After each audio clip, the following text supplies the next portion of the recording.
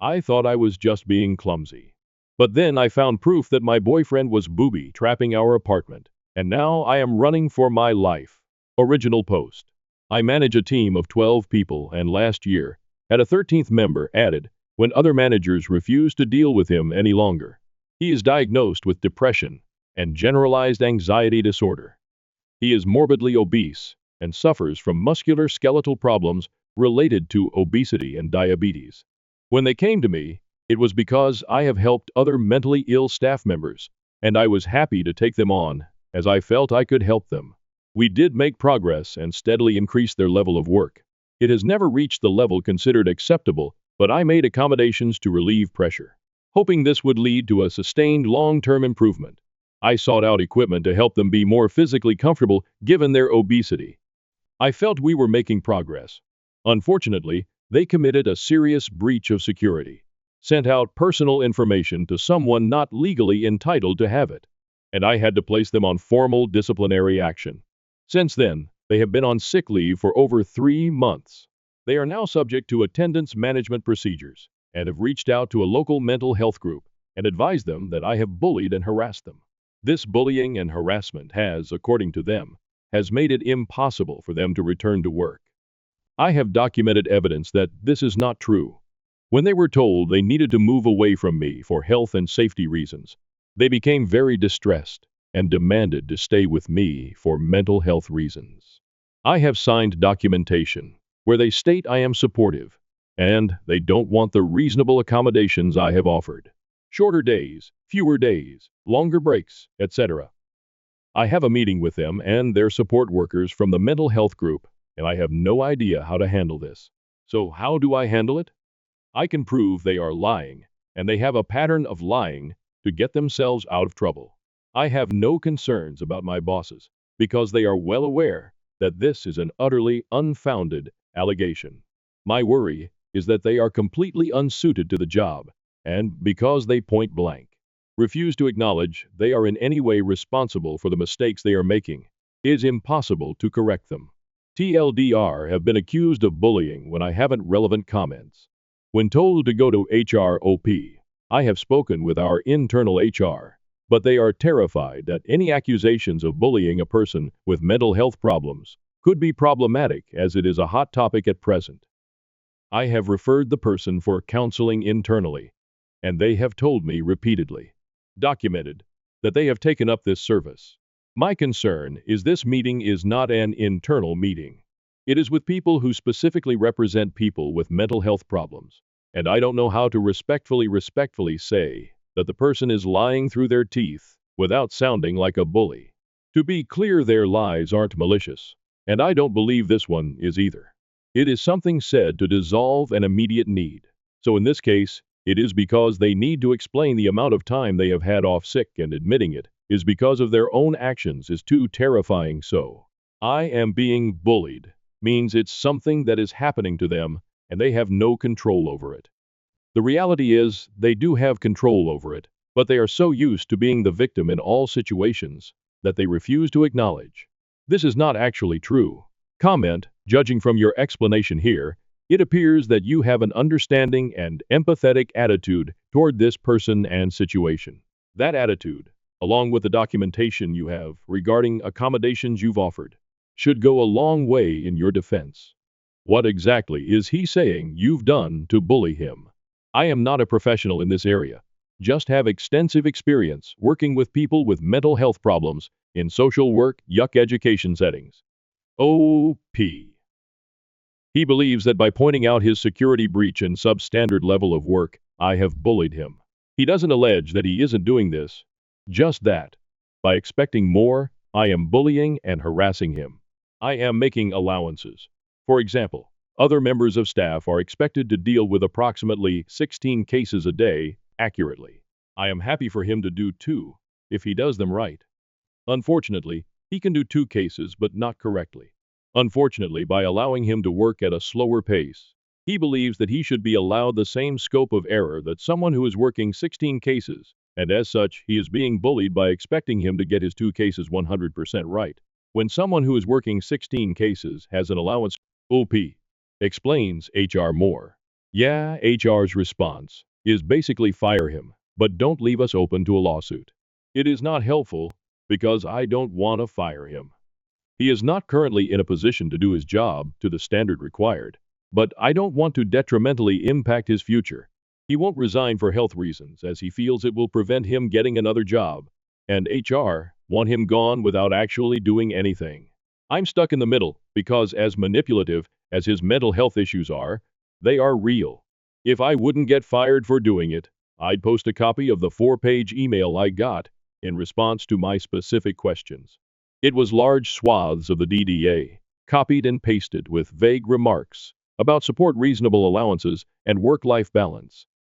I can only assume they put someone's idiot nephew in charge of the email box on the day I contacted them. They are centralized and are notorious for not giving out specific instructions for fear of having them challenged. Their main purpose is to protect themselves. I have no idea how they keep their jobs, to be honest. Whoopi last comment. Thank you. His previous warnings have been well documented and evidenced, so I am not too concerned about legal action.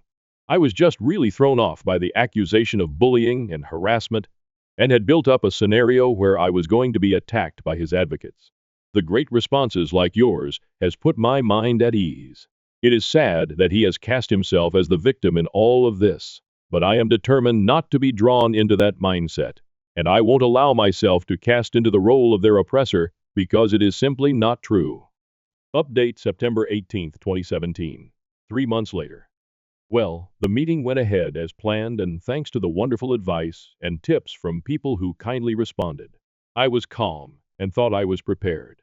Boy, was I wrong. My colleague and his support worker were both there and the meeting started really well. I asked how he was doing, what steps he was taking to prepare himself to return to work, etc., and nothing unexpected came up.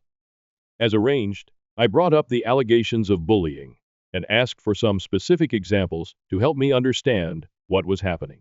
After worrying myself sick about this, his answer was actually pretty disappointing. He gave no examples and only offered vague explanations about his anxiety, making him overreact to other people's conversations, which made him feel like he was being picked on. I advised him, and my boss backed me up, that there was literally nothing I could do about that. I patiently explained that I could not ban people from talking, and I would not sit in silence, in order to ensure that he never heard anything he didn't like. My boss stressed that his poor performance needed to be addressed, and that was part of my job, and that doing it was in no way harassment. His support worker did agree with that, and we had a brief chat about how I could better communicate. To be honest, there was nothing they said that was particularly helpful, but I did agree to be mindful of their condition moving forward. Then it got weird. I asked if there was anything I could do to help him transition back into work. This normally involves a phased return, changing to part-time hours, etc., but not this time. As I was talking, he started taking paperwork out of a folder, and I should have realized something was up when his support worker sighed deeply and slumped down in his chair. My colleague requested that he be allowed to bring an emotional support animal to work with him, namely, a support cat. We are in the UK, and this is not the norm, so I was a bit surprised.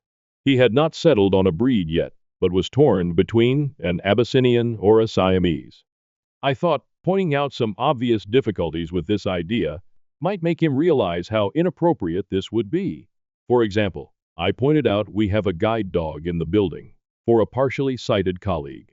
His name is Rufus, and is by far the most popular person in the building, the dog, not the human. And they may not get along with a cat. He responded by telling me that it was illegal to discriminate by favoring one disability over another, and if a blind person could have a guide dog, a depressed person could have a cat. I moved on from this point and asked how a cat would react to being placed in a pet carrier twice a day to travel to and from work. He advised me he would train the cat. My boss became very agitated at this point, demanding, "How the hell do you train a cat?"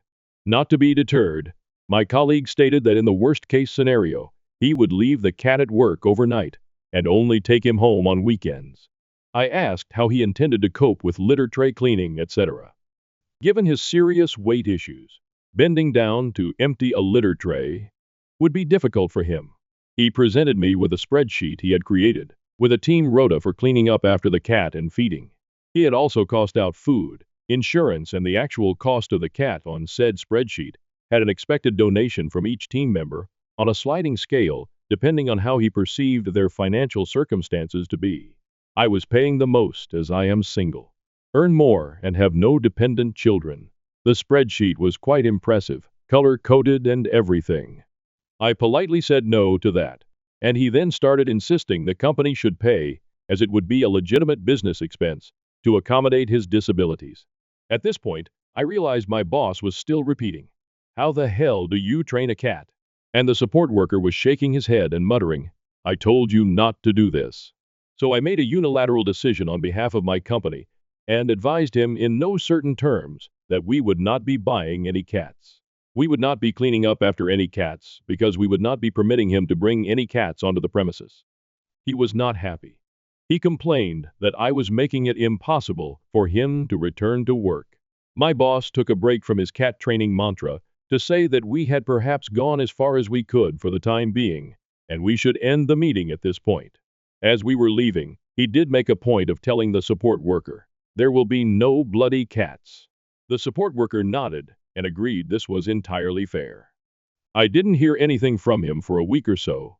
Then I received another 4-week sick note from him. So I called, as per our company procedure, to check in and see how he was doing.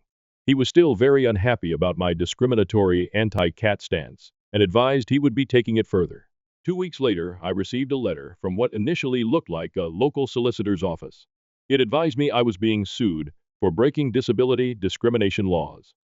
The letter itself was filled with bizarre, mainly American legalese that seemed to be culled from Law and Order episodes.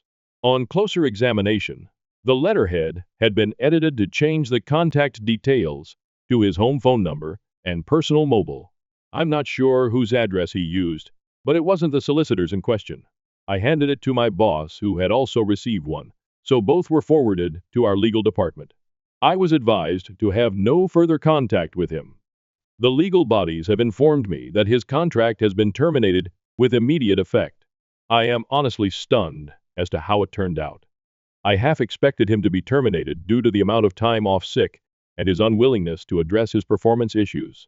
But I would never have guessed it would end like this. It is both funny and sad. Thank you so much to everyone who took the time to calm my nerves before the meeting. It really did mean the world to me. TLDR meeting started fine, took a weird turn, and went downhill from there. My family tried to force an arranged marriage for business. I eloped. Now they're furious because I just sent them my wedding photo.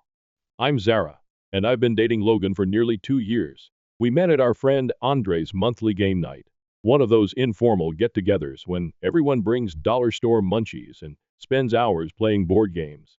My parents are traditional, not the wealthy sort of traditional with vacation houses and country club memberships, but the kind where dad works extra hours at his job and mom saves every penny at the grocery store. They've always had a family comes first attitude, which usually means whatever dad says goes. Logan and I have been keeping our relationship quiet around my family, not exactly hiding it, but not making a big issue either. He attends occasional family gatherings, delivers flowers to my mother, which she angrily places in the kitchen rather than the living room, and does his best to talk sports with my father, who usually simply grunts in response. Yesterday, I attended our customary Sunday supper. Everything appeared normal. Mom was preparing her famous pot roast, which she extended for the entire week. Dad was watching TV, and my sister Vera was texting on the couch. Then I observed that there were extra places arranged at the table. "Who else is coming?" I inquired while assisting Mom with the salad.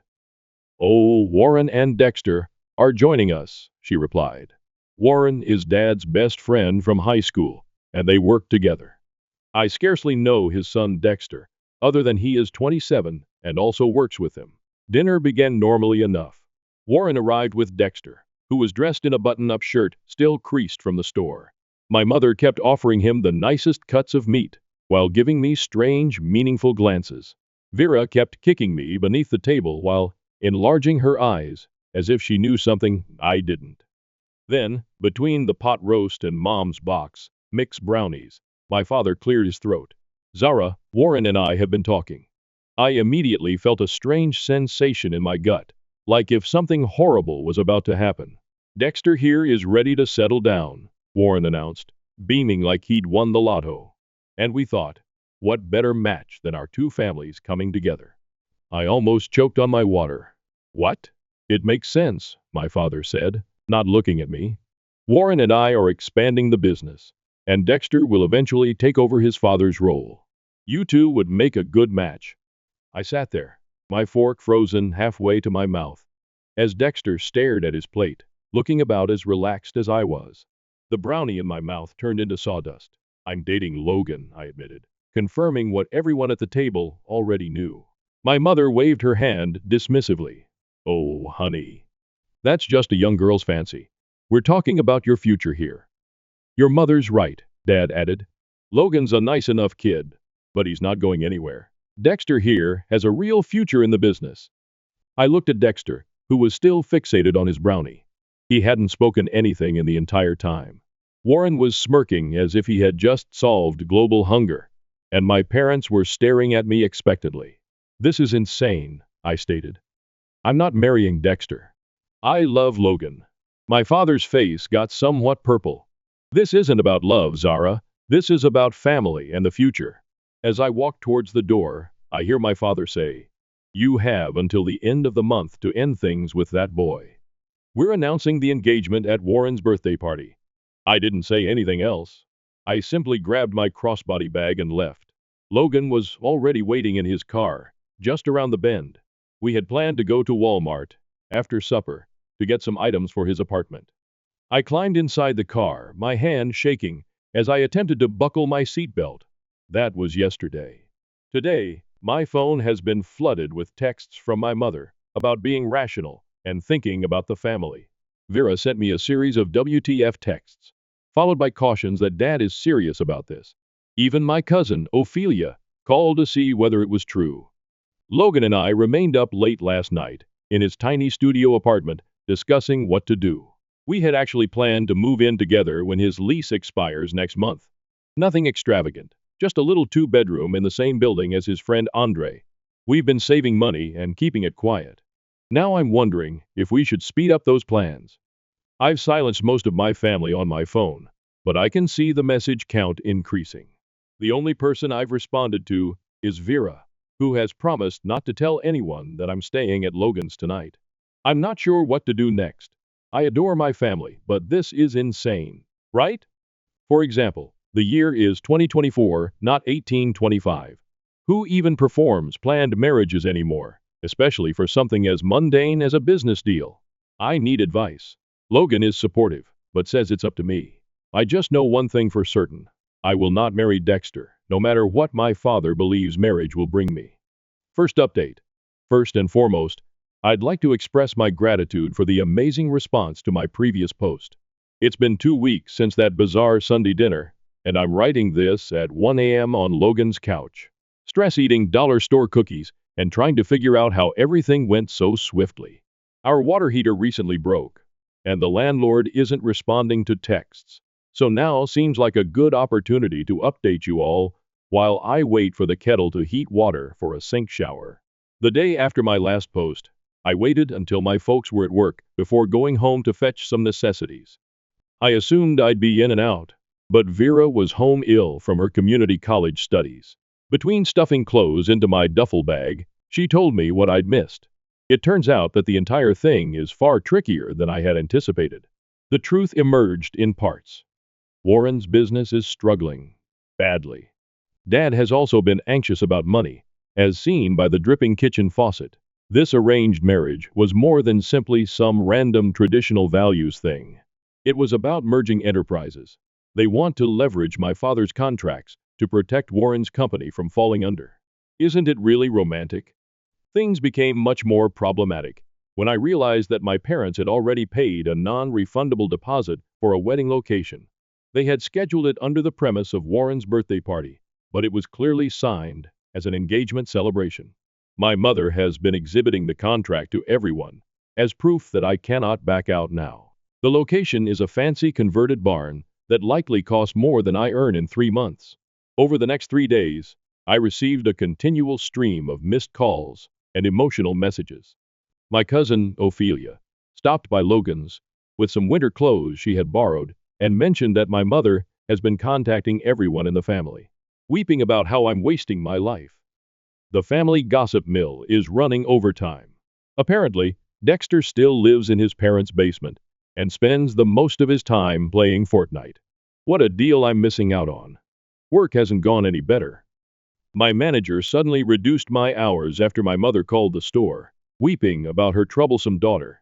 I'm now rushing to get shift swaps just to cover my rent. Logan is coping with his own troubles. His car failed inspection, and the repairs would be more expensive than the car was worth. Our living situation is hard. Logan's studio apartment was not designed for two people. We're constantly walking over each other, and his downstairs neighbor continues complaining to the owner about the extra noise. My complete skincare routine is currently stored in the bathroom sink because there is literally no other place to put it. Last night, I discovered my mascara in the kitchen cupboard, next to the ramen noodles. That is the amount of organization we're dealing with here. The financial hardship is becoming real. Between my limited hours at work and unanticipated charges, who thought moving would necessitate so many random purchases? We are both feeling the squeeze. I started selling clothes on Poshmark to save money. Logan has been picking up odd gigs on TaskRabbit, but they barely cover the necessities. We've become specialists in extending groceries. Rice and beans have become close companions. The problem reached a new low when I ran into my folks at Walmart while discount shopping. What followed was a scene straight out of a lousy drama. Tears in the cereal aisle, allegations about family devotion, and vague threats about Warren selling to a major corporation. We just got our essentials and went. But Mom noticed the generic brand products in our cart and began crying even more about how I deserve better than this life. Today's new torment was learning that my parents have reportedly been saving for my wedding since I was born.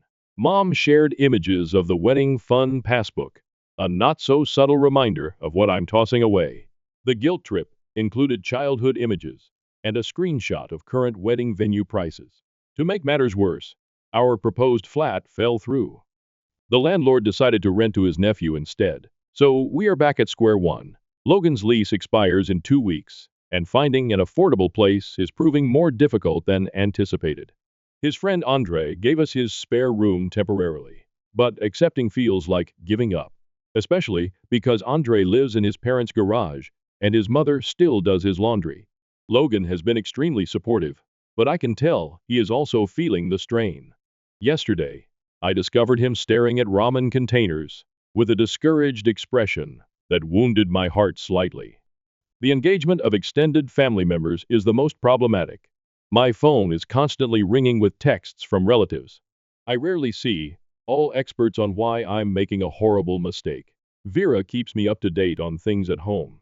Dad appears to be considering removing me from his will, which would be more concerning if there was anything to inherit. When I find myself doubting, I glance at Logan, perhaps playing Wordle on his phone or humming while washing dishes. And no, I can't give in. We are not a business merger. We are people. This is our lives. Even if we're currently sharing a single bath towel, because we neglected to grab mine during the Great Escape, we're taking it day by day, looking for apartments during lunch breaks, blocking new numbers as they appear, and figuring out our next move. We still have each other, even if our current date nights consist of comparing property ads over microwave ramen. Second update. Hello Reddit. Some of you may remember me from my earlier post about my parents attempting to arrange my marriage to my father's best friend's son Dexter. A lot has happened in the last week, and I'm writing this from a motel room that costs $45 a night, eating leftover pizza, and still wearing the $30 Amazon outfit. It wasn't the wedding I envisioned as a child, but honestly, it was perfect in its own unusual manner. The idea to elope occurred after I discovered that my parents had already begun sending out pre-engagement party invitations to the luxury farm site they had reserved. My sister Vera sent me a photograph of the invitation. They had already decided on my future wedding name and everything. That was the last straw. Logan and I had already discussed marriage, especially since we had been living together for a few weeks. One night, while eating a bowl of microwave mac and cheese and staring out the window at our neighbor's cat, we've named her Princess, despite the fact that she's not ours. We just knew. We scheduled it for a random Tuesday, not because it was special, but because we both had the day off work and the courthouse was open.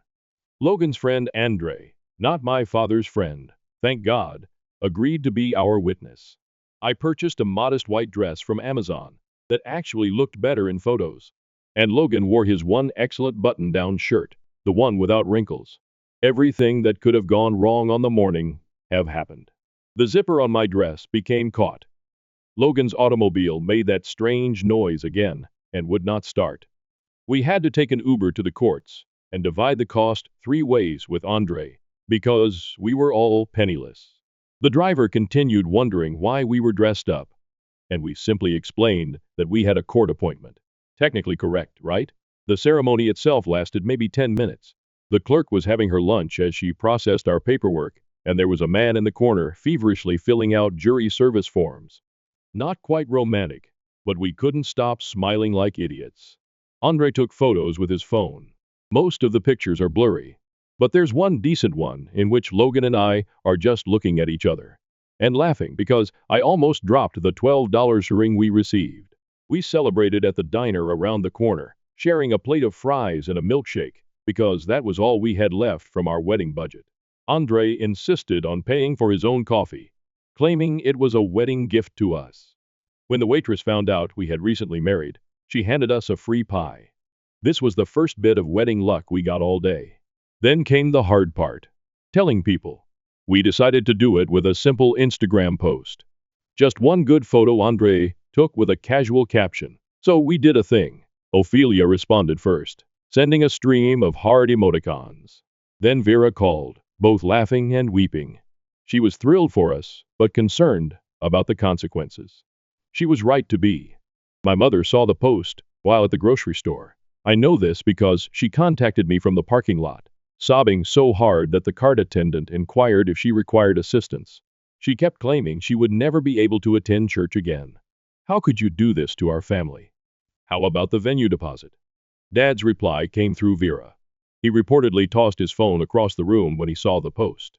Warren, his best friend, quickly drove over to their house. Surprisingly, Dexter liked our Instagram picture and remarked, "Congratulations," which most likely exacerbated the situation. The extended family's reaction has been mixed: shocked Facebook messages, angry texts, and a few quiet congrats. My cousin even included me in a TikTok about ungrateful children. Really mature. We're now staying at this motel because our apartment application is still being processed, and Logan's lease expired yesterday. The room smells like old cigarettes, and the Wi-Fi frequently fails, yet it's our first home as a married couple. We've been making the most of our time by watching weird YouTube videos on Logan's phone and eating inexpensive takeout. Then the wedding venue called. It turns out that my parents attempted to cancel my engagement party, but still lost the money. They're supposedly telling everyone that I forced them to book it, which is an interesting take of events. Money is still scarce. We're both working extra shifts when we can, and I'm selling more items on Poshmark. The apartment we applied for is not fancy. It's a ground floor, 1 bedroom with an unusual layout and no dishwasher, but it would be ours. The leasing agency stated they will notify us by Friday. Vera has been our primary source of news from home. Mom seemed to have already redecorated my previous room, taking down all of my photos and everything. Dad is informing everyone at work that I am going through a phase. Warren's wife is constantly trying to set up a family gathering to fix things. The most unusual reaction came from Dexter himself. He sent me a DM, claiming he's relieved because he can finally tell his father about his girlfriend. They've been dating for almost a year, and she's not only a streamer, but also a single mother. Warren would certainly not approve. Logan and I are taking things day by day. Sometimes I wake up in a panic about everything we've done. Logan occasionally makes me chuckle, such as when he attempted to cook ramen in our hotel room's coffee machine. I remember why I selected this. It is not ideal, but this is ours. Third update. Sometimes the truth arrives in the most unexpected ways. In my instance, it came from a stack of water-damaged papers I discovered while assisting Vera in cleaning out our flooded basement following last week's storm. The basement incident occurred when Vera asked for assistance. Mom and Dad were at a church function, and she was worried about water getting in. Logan and I drove there to help preserve whatever we could. While shifting boxes to a higher level, I discovered Dad's old filing cabinet had turned over, spilling documents everywhere, most of which were drenched. As we went over what may be saved, I noticed something interesting. Loan papers. There are a lot of them. All with Warren's signature, and my father is guarantee. The dates went back years. Small loans at first, then larger ones. The most recent, from shortly before the whole marriage disaster began. Some had final notice stamps. Others had payment plans with missing check marks. It was like seeing a chronology of Warren's firm gradually falling. But this is when things get crazy. Mixed up with the loan papers were printed correspondence between Dad and a large development company. They wanted to buy both businesses, Dad's and Warren's, but only as a package deal. The offer was genuinely reasonable. Enough to cover all of the debts and then some. Is there a catch? They sought confirmation of consistent succession planning. Essentially, they would not buy until they were confident that the businesses would remain together in the long run. That's where Dexter and I stepped in. We were the ideal solution for demonstrating that the businesses will continue to be controlled by families for many years. While we were still digesting this, Vera discovered other papers. Warren had been disguising how horrible things were from everyone, including his own wife. He had mortgaged their home twice without informing her. My father had co-signed everything, probably hoping Warren would turn things around soon. Then came the real kicker. A draft contract dated shortly before the whole marriage proposal saga. Warren had already begun selling off equipment to make payments. Dad was about to lose all he had worked for over 20 years because he trusted his best friend. I photographed everything before the water destroyed it totally and forwarded them to Dexter. He deserved to know. How did he respond? Well, that explains the rush. Apparently, his father had been pressuring him to settle down for months, even attempting to break up with his girlfriend. The next day, Ophelia came over to our flat with housewarming ramen, because that's what we do now. She had more tea. Warren's wife learned about the second mortgage and moved in with her sister. Dexter finally told everyone about his girlfriend and her child, then moved in with them. Warren. He's staying with his brother, presumably to give his wife some space. However, she most likely changed the locks. Dad still won't speak to me directly, but he started asking Vera strange questions about my new home. If I eat enough. That type of thing. Mom went from angry Facebook rants to sharing missing my daughter memes, which I suppose is an improvement. Yesterday, Warren texted me. Only 2 words. I'm sorry. I have not yet responded. Not sure if I will. Logan has been incredible during all of this. He doesn't say much about it, just embraces me when I need it, and cracks bad jokes when I get too serious. Last night, he attempted to lighten the situation by suggesting that we start our own business. But something simple, he replied. Maybe selling those little hats for cats online. We are doing okay. The apartment is slowly coming together. We discovered an actual bed frame on Facebook Marketplace yesterday. Our upstairs neighbor's child practices trumpet at 7 a.m. every day. But we're getting accustomed to it. I'm picking up extra shifts at work, and Logan has started doing food delivery on weekends. It isn't flashy, but the bills are being paid. Vera claims Dad has been spending a lot of time in his garage lately, probably trying to decide what to do next. When the deal failed, the development business withdrew its offer. She overheard Mom telling a friend on the phone that they might have to sell their house, which they'd lived in since before I was born. Part of me feels guilty, even though I know it's not my fault. Another part is furious that they attempted to utilize my life to solve their business difficulties. Mostly, I'm simply tired of the whole affair. Last update. I wasn't planning on posting again, but I just had the most weird Thanksgiving experience. And I thought you'd be interested in hearing how things turned out after the whole arranged marriage drama. First and foremost, Logan and I are still in our small apartment. We now have a solid bed frame. Goodbye, air mattress. The neighbor's son has progressed from trumpet to drums. Progress. What's the upside? We discovered that our other neighbor works at a furniture outlet, so we got a slightly damaged couch for almost nothing. It has a strange stain that resembles Danny DeVito if you squint, but it's comfortable. The biggest alteration occurred roughly 2 months ago. Mom began sending strange thinking of you texts, generally late at night, while she was viewing weeping videos on Facebook. She then asked if we could meet for coffee. I agreed, mainly because I was tired of avoiding her at the grocery store. We met in the cafe where Logan and I celebrated our wedding reception. She cried into her coffee. I nervously stirred the tea, and somehow we ended up having a real chat. It turns out that Dad's business survived. Barely. They needed to shrink, sell some equipment, and relocate to a smaller office. Nonetheless, they are getting by. Warren's company wasn't as fortunate. Speaking of Warren, he and his wife have formally separated. Finally, she received the house. Remember those secret mortgages? He's still living with his brother, who has apparently begun charging him rent. Dexter is doing pretty well. He moved in with his fiancée and her child, started broadcasting on Twitch, and now makes a respectable living doing so. His mother informed my mother that he appears happier than he has been in years. He and Logan occasionally play games together, which is strange, but that was kind of wonderful. Dad took a while to come around. The breakthrough occurred when our automobile broke down again.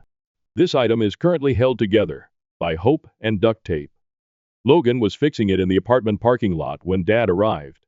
Vera mentioned it to Mom, who then mentioned it to Dad. He didn't speak much. I just started assisting with the car. Now they have this strange habit of texting each other car maintenance videos. Dad still rarely speaks to me personally, but he will give Logan links to vehicle components for sale. Baby steps, I suppose. Thanksgiving was the real test. Mom had been hinting for weeks that we should visit. I was concerned, but Logan explained that free food is free food. We were still on a tight budget, so we went. It was awkward. South awkward. Aunt Alice continued to make sharp remarks about unconventional life choices. Uncle Bob pretended we weren't present. However, Vera and Ophelia handled the situation admirably. Mom actually hung our wedding photo on the mantle, right next to that terrible school picture of me from 7th grade, with the braces and butterfly clips. What about the surprise guest? Warren's ex-wife.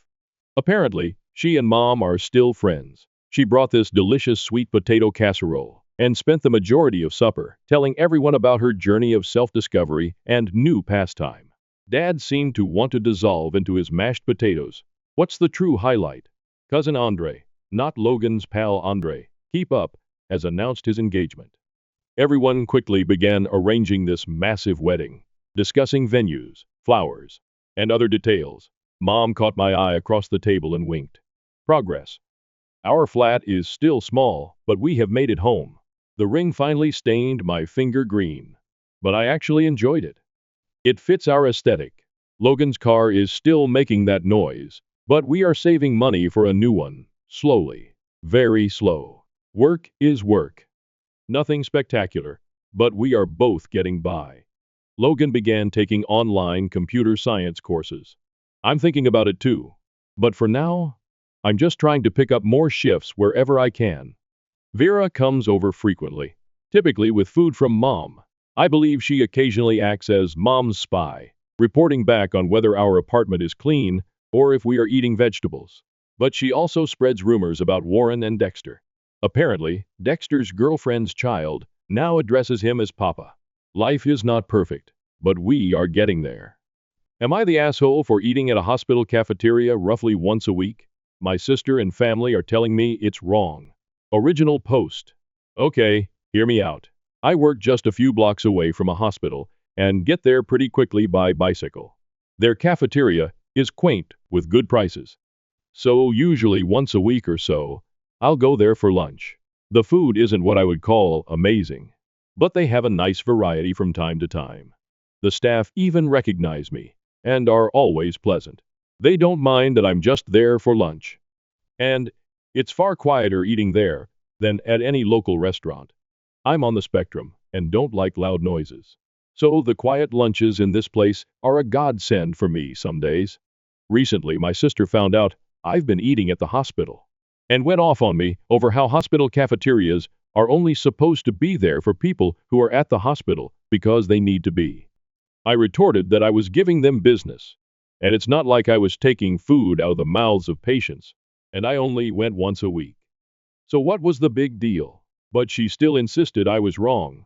Then she got our parents involved, and they're siding with her. They are telling me I should only be eating at the hospital if I had an actual reason to be there. I told them they were all crazy, and it was just normal food that I was paying for. But now, because neither they or I are backing down, I'm torn. AITA for going to eat lunch in a hospital cafeteria once a week just because I work nearby? Thank you for all the comments. I will make this a hill to sit on if I have to now. I really apologize for the length of this post, but writing down all the details took way longer than I thought, and this situation was downright crazy. I never thought my sister would do something like this.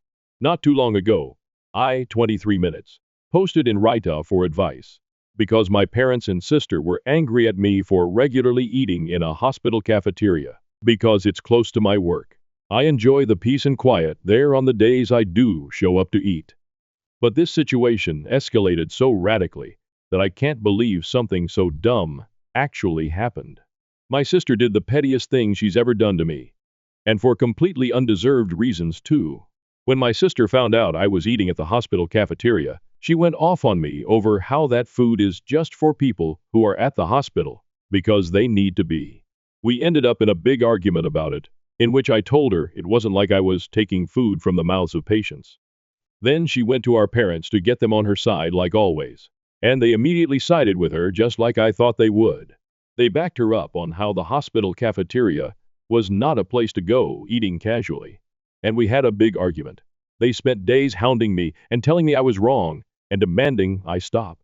So I went to Reddit, and here I learned that not only was I not doing anything wrong, but it's a very common thing for people to go eat at hospital cafeterias just because they like it. I hoped the situation would just fade away. But a few days later, my sister called me asking if I had stopped eating at the hospital. I said no. And then it started all over again. My parents then called me fuming and acting like I was supposed to stop going because they said so. I reminded them that I don't live under their roof anymore. And this is exactly the kind of reason why I moved out. They take my sister's side in almost everything. They huffed and puffed about it. This time, the fight didn't stay at home though. Other relatives found out because my sister tried to broaden her support. She was so dead set on enforcing her will upon me that she went looking for help from other relatives. But our parents were the only ones on her side. And my uncle personally admonished my parents and her over the phone for it once I told him what actually happened. He told them they were only siding with my sister because she's their favorite, and they're terrible parents for ever playing favorites to begin with. Then my cousin went to eat with me at that hospital cafeteria and said he'd like to go there once a week too, as he also works nearby and bicycles everywhere. We've run into each other at lunch there once already since then. He was actually rather pleased to find out the food was made healthier than most other places. He's a bit of a picky eater, so this place is kinda like his new lunch hangout. And my sister got even angrier after finding out there were other people in the family eating at the hospital now too. Once outed, my parents backed down due to embarrassment. They apologized to me and gave me some malarkey that they honestly thought eating at a hospital was weird, and that they felt like they just needed to defend my sister. I told them they'd been placating my sister for so long that it's all they do whenever she starts something with anyone. She's been treating me like a condescending control freak and a bully since we were teenagers, even though I'm older, and they just kept enabling that. But I won't put up with it anymore. My parents ended up conceding and apologized. Then they made my sister apologize to me too. And I could tell she hated every second of it because she tried to speak through her teeth at first. Later on, my parents invited me to dinner as another form of apology, but it felt more like a show to look good to the rest of the family because they told everyone about it before it even happened. The dinner was great, I can't deny it. My parents had cooked a turkey, arguably one of my favorite things to eat. I love the drumsticks slathered with gravy, Yeah, I'm kinda a pig when I eat them. But I can't help it. My sister always thought it hilarious, and was one of the few things I didn't mind her laughing about. So I thought nothing of why she was so giggly at dinner. Later, after the family dinner, I noticed that my bike was missing. I'd parked it in the backyard out of sight, but it was just gone. I freaked out because it's my only mode of transportation. My parents panicked a bit with me, but my sister seemed just the opposite. She actually looked happy and was still giggling. I immediately suspected her, and she played innocent. She even gave the, "I can't believe you'd think I'd do something like that" line. I already knew she's extremely petty, but this was a whole new level of it for her. So I said that I was gonna go over to the neighbor, because I know they have cameras, and they'd have seen what happened. And then I'd call the cops. My sister suddenly looked panicked, and I got mad and said I knew it was her and demanded my bike back. She started crying and saying she didn't do anything, and our parents were immediately taking her side while scolding me for daring to accuse her. So I had enough and said I was going to the neighbors to ask to check their cameras, and then I'd be calling the police. My sister finally fessed up and called me to come back. The looks on our parents' faces after they just defended her were priceless. My sister said she was just so angry at me for having made her apologize for something she still believed she was right about. So she planned to have a couple of her friends come and grab my bike during dinner. She said her friends were in a minivan with it just down the street. She then started saying that I couldn't call the police on her anyway because I'm her big brother. Our parents backed that up too. But I pulled out my phone and started marching outside again. They ran after me with my sister, begging and crying for me to stop. I called her a brat. And then I told my parents I couldn't believe they were still defending her when she was acting this way. Our parents finally hit their enabling limit with her and told her to make her friends bring my bike back immediately. She got on her phone while sniffling and called her friends up, but then she suddenly ran into her room to talk to them. I couldn't hear a thing she said through the door because it was all in whispers. And our parents looked very worried too. My sister would never have willingly admitted she had my bike stolen. She just kept sobbing that it was only a prank over and over again. And she also kept using the excuse that it's just a cheap bike anyway. I bought it used some months ago for $50, but it's in great shape, and it's my main mode of transportation. My sister kept looking at our parents to back her up, and that time they just couldn't. So she just slumped down in a chair, hugging her knees and waiting with the rest of us. My sister looked increasingly freaked out the longer her friends took to bring my bike back, and was repeatedly texting them. Even though my sister said her friends were just down the street, it took them roughly an hour to bring my bike back. They finally pulled up in the minivan with my bike shoved in the back, and it was completely soaked and all muddy. Like it'd just been pulled out of a wet, muddy ditch. The bike is a 70C, so it's too tall for either of them to ride. So they just drove right up and stole the bike by dragging it into the van as fast as they could before taking off. I say they stole it because I was almost certain the moment my sister had told them to dispose of my bike. Had I not pointed out the neighbors have cameras, I may not have gotten it back. When her friends did finally arrive, their legs were all muddy and wet, nearly up to their knees. They both begged me not to report them to the police for taking the bike. I asked while recording them to tell me the truth, and pointed out the neighbors have cameras. Did my sister want them to get rid of my bike? They broke down and said yes. My sister wanted them to take the bike and dump it in a pond a few miles away, and they had to go back and get it when they realized they were caught. My bike had been nearly completely submerged in muddy water.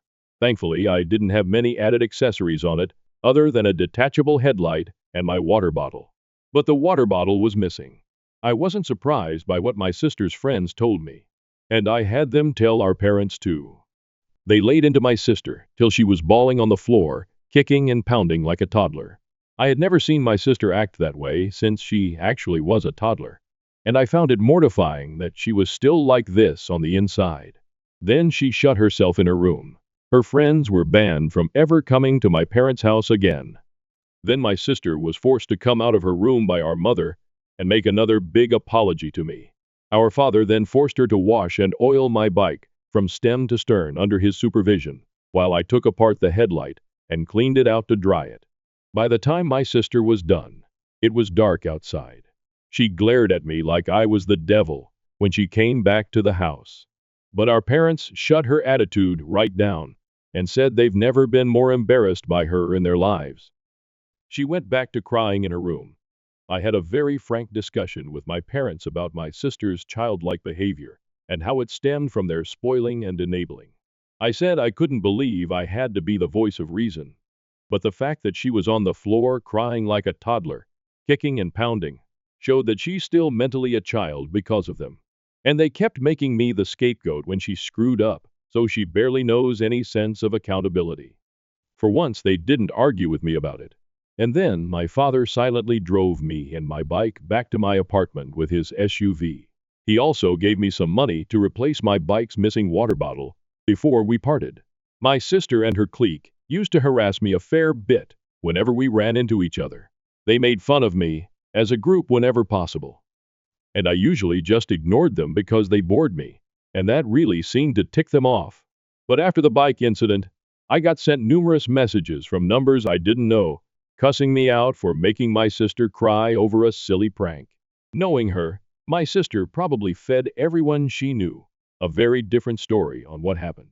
I texted lengthy replies of what actually happened, and even stated I have recordings of her friends admitting the truth.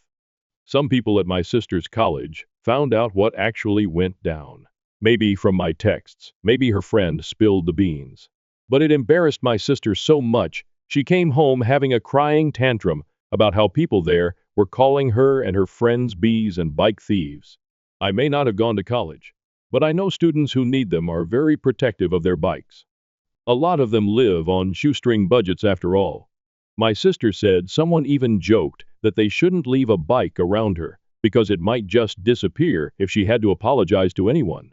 My sister ended up so upset that she refused to leave her room for 3 days to have her pity party.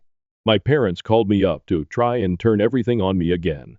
I reminded them about the discussion we had days before, and that they needed to stop babying her and let her deal with the repercussions of her own actions. If she fails her classes again, it's because she's not trying like she should be. Then I went off on them. We were just looking for someone to blame to make her feel better. She made the problem, not me. And I wasn't going to be the one they make the scapegoat anymore. My sister is an adult, and she needs to act like it. They sounded defeated, and then apologized before ending the call. Looks like they were genuinely hoping I'd just sit back and take the blame so my sister would get better. But I never will again. Now my parents are trying to pretend this all never happened, and my sister as well as her clique are avoiding me at all costs, which I suppose is fine with me because I don't want any more drama. But the next time something like this happens, I won't take it from them. TLDR, my sister made a big deal of me eating at a hospital cafeteria, and then had her friends steal and dump my bike just because I made her apologize to me. Now she's being ridiculed by everyone. Relevant comments. Aqua Venatus. I remember your post on AITA. Your sister is that bratty that she would have her friends steal your bike and ruin it just to make a point? And your parents don't see a problem with it? What did the rest of your family say about this? Oop. Oh, they were furious with them. I didn't include details about it because the post was already way too long. But my aunt and uncle gave my parents one hell of a dressing down, twice. The first time in person, the day after the bike theft happened. They had a long discussion with my parents over how their babying has prevented my sister from growing up, and she wouldn't be able to function without them if she never learns to become an adult. The second time was after my parents called me to try and make me take blame when my sister locked herself in her room for 3 days. I talked with my cousin that evening when we met up to have dinner together, and he told his parents, my aunt and uncle, and they called my parents to ask them what the hell, then told them that they were beyond ashamed of them, that they still tried to make me the scapegoat, and that they didn't care if old habits die hard. It's gonna stop. Let's just say my sister wasn't the only one crying anymore. No one has told me anything about what's going on with my sister at her college for a while, and she's avoiding me. My parents have also not spoken to me since that call, so I have no idea what's going on at their end. My husband has informed me that he intends to go on a gaycation with his bill in Ibiza. How should I handle this? Original post. Hi there. I really wish I didn't have to make this post, but here goes. So me and my husband have been happily married for about 16 years, give or take. We both have stable careers, good family life, and are fairly fortunate, despite the cost of living racking, the UK, right now. We have 2 boys, 15 and 10, and up until this Sunday. Thought we had it pretty good? We argue sometimes, of course, but never get too bad. And we have a pretty decent sex life, with some exploration, but I won't get into that. Long and short is, on Sunday, just after I dropped our boys off at their friends, my husband asked me if we had the house alone, and more importantly, do I have a minute? I said yes, and he sat me down, then got out this printed poster for some sort of orgy, and started explaining to me the concept of a gaycation. How it's where straight men go to somewhere with sun, sand, and booze, and become gay for the duration of the trip, but that's fine because it doesn't actually count. Because what happens on the gaycation stays on the gaycation. I was just completely silent and mortified. Even more so when he said he was looking into booking a trip to Ibiza next year with his BIL, his sister's husband, to experience it for himself. When he finally let me speak, I just said, I need him to be clear with me. Is he gay? Because if yes, that's okay. But we need to figure out what happens going forward. I didn't let myself get angry or upset. I was just stunned. He swore up and down how he's not gay, and he's 100% attracted to women, and of course still loves me and our boys. So I said, well, do you think you're bi maybe? And he got very defensive, saying how I need to drop the accusations, and that this is the beauty of the gaycation. It allows straight men to experience gayness without actually being gay, and how it's like going to an aquarium. And again, he was adamant. He doesn't find men's bodies or genitalia exciting at all. But he needs to experience this apparently. I said, well, I'm really not comfortable because even if he was bi, this would be explicitly cheating on me, and he got angry and reiterated he's not. Because that's the beauty of the gaycation, etc. I just had enough and left the room. I ignored him for the rest of the day, but we spoke at 10, where I again asked him, why does he want to do this so badly, if he's not gay? He said how he's interested in how gay men's lives differ to straight men's, and that, unfortunately, once the gaycation begins, it's simply impossible for a man to resist, and he must surrender himself mind, body and soul, to the gaycation or be destroyed. I really can't put into words how surreal it was because he was speaking so matter-of-factly, and he again insists this is a thing that straight men do all the time, and how he's actually doing it a bit late. I just said to him, if he has any love for me, then he can't go ahead with this, and if he does, the marriage will be dead. We didn't speak anymore after that. Since then, he's mentioned no more of it, but somehow, and this is what scares me a lot too, that decision genuinely seems to be tearing him up. He didn't go into work on Monday and only went in half a day yesterday, because he told them he just felt too ill, and he just looks distraught every time I see him. I really don't think he's wholly gay though.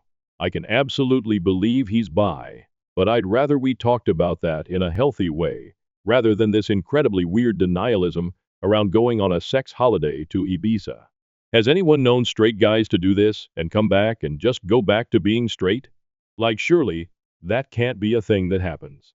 I'm so out of my depth here and I just don't know how to even initiate the conversation. For the record, I also haven't mentioned it to his sister yet. I don't know how I'd even break it to her. Thanks for any help. I just don't even want to think so. Being able to get this out there has helped even just a little bit. Edit. Wow. This blew up. This has been incredibly sobering, and I think I've now confirmed what I already knew to be the case. The marriage is dead, one way or another. In a way, I was in denial about that. I have contacted my SIL, and she initially screamed at me, calling me a liar and even insisted I was trying to steal her husband. She rang me back shortly after, apologized, and admitted she was in deep, deep shock. I have asked my parents to look after the boys, and we're going to meet tomorrow to discuss this deeper. I have also texted my husband and told him he will need to make alternative accommodation arrangements. But he will not be sleeping here tonight, and a bag will be waiting for him. Not sure if the mods want to lock the post or not, but I think I've got my answers. Thank you for all the kind words, especially Champion Flight, who really gave me the good dose of reality I needed. P.S. I see a lot of people asking about the aquarium, and at risk of doxing myself, there is a pretty famous aquarium in the UK called the Deep. At the very end, you walk through a tunnel that goes underneath the main fish tank, so it's quite immersive, I suppose. My husband explained the aquarium thing, and that it's a bit like that. You go there and you observe the fishes. You even get a bit up close, but you never actually enter the water, get emotionally invested, or become a fish oye, so it doesn't really count. It was a very bizarre analogy, and I pointed out it still makes no sense, and he just got more in a huff, and how I just don't get it. And frankly, I still don't. Relevant comments. Commenter 1. Your husband isn't proposing a gaycation. He's proposing cheating on you with men, while using magical thinking to pretend it doesn't count. The fact that he's planning this with his sister's husband makes it even more disturbing. His bizarre explanation about surrendering mind, body, and soul isn't straight man curiosity.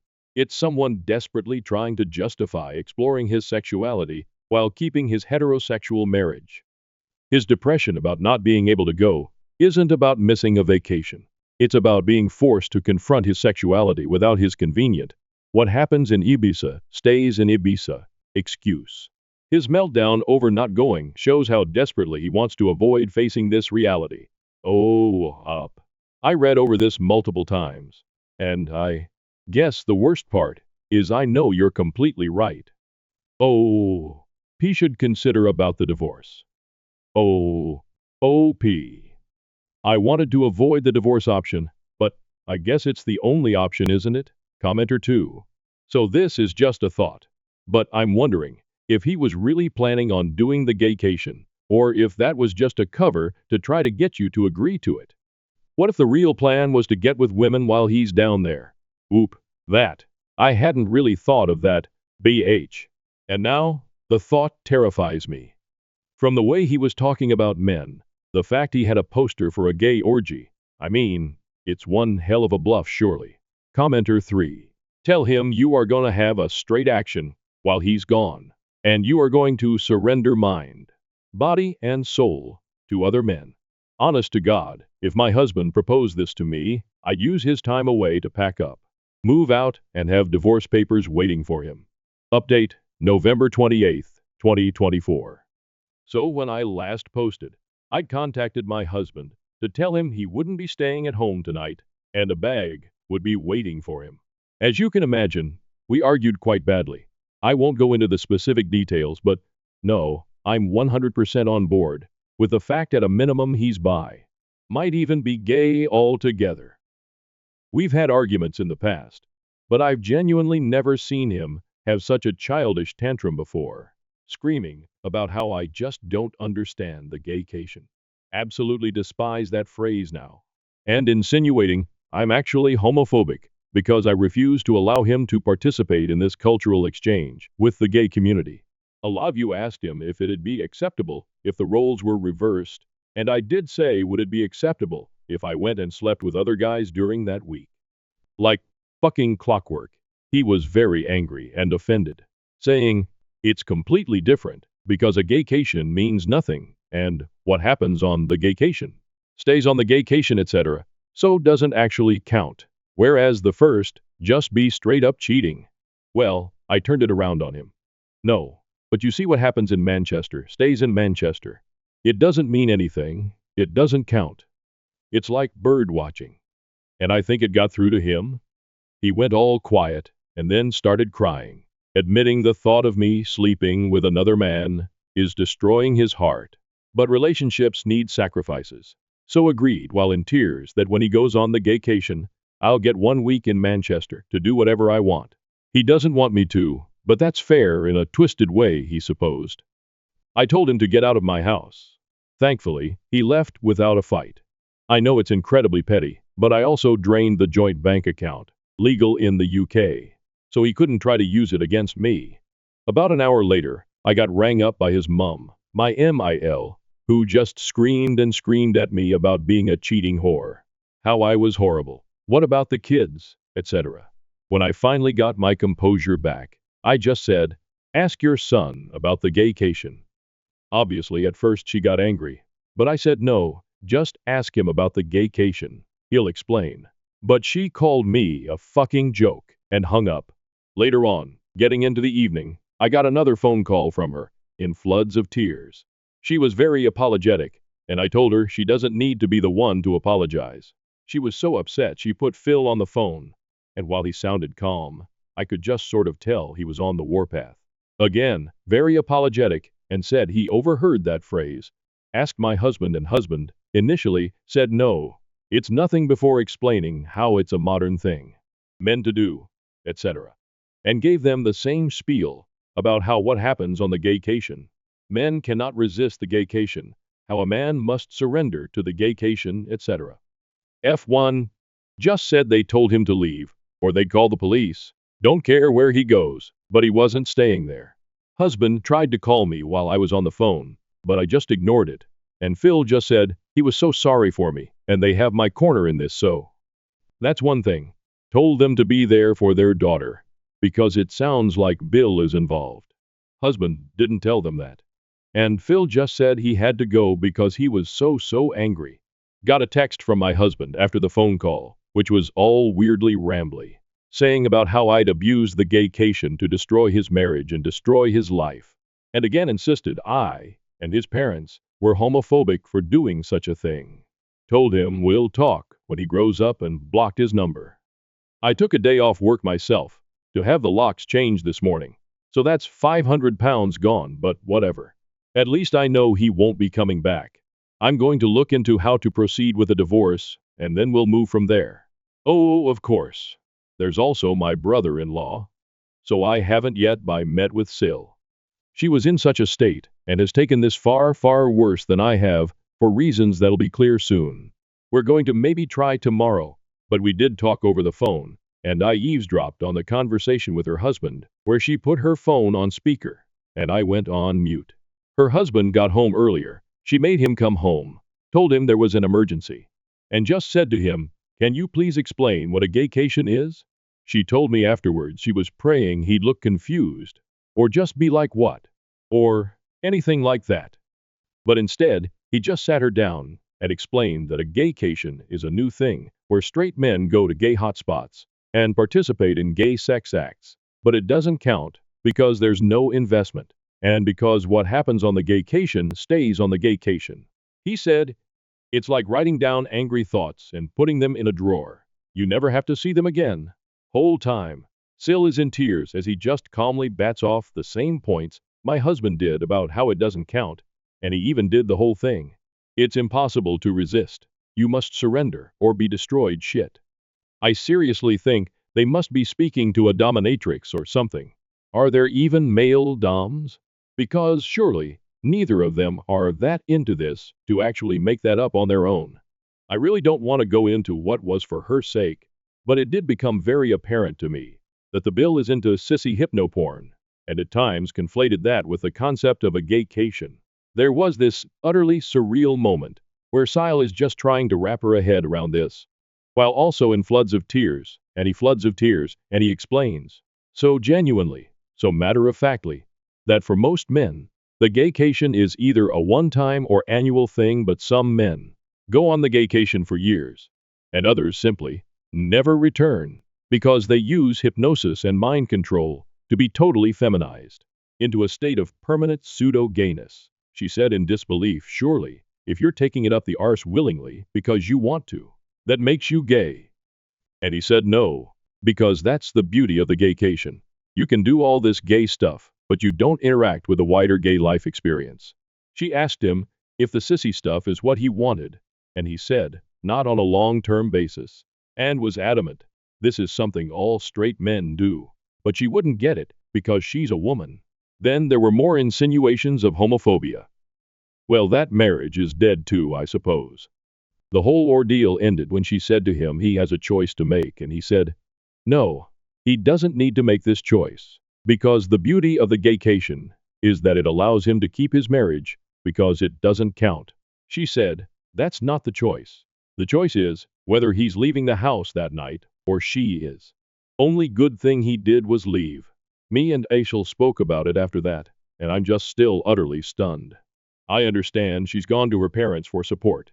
What exactly did we do to have our lives destroyed in such an abrupt, bizarre, embarrassing way? For some advice, I'm going to look at devices and bank statements to see if I can find any definitive proof of cheating. After that, I suppose I'll figure out how I tell the boys why their father won't be coming home. Edit. Spoke to another Sil. My husband's family is older sister, him, younger sister, original Sil, and gave her a skimmed-down version of it. She asked her husband, and thankfully, he was deeply confused. But then mentioned about 2 years ago at a birthday party, he was approached by my husband and Bill about signing up to some online boot camp around BDSM cross-dressing.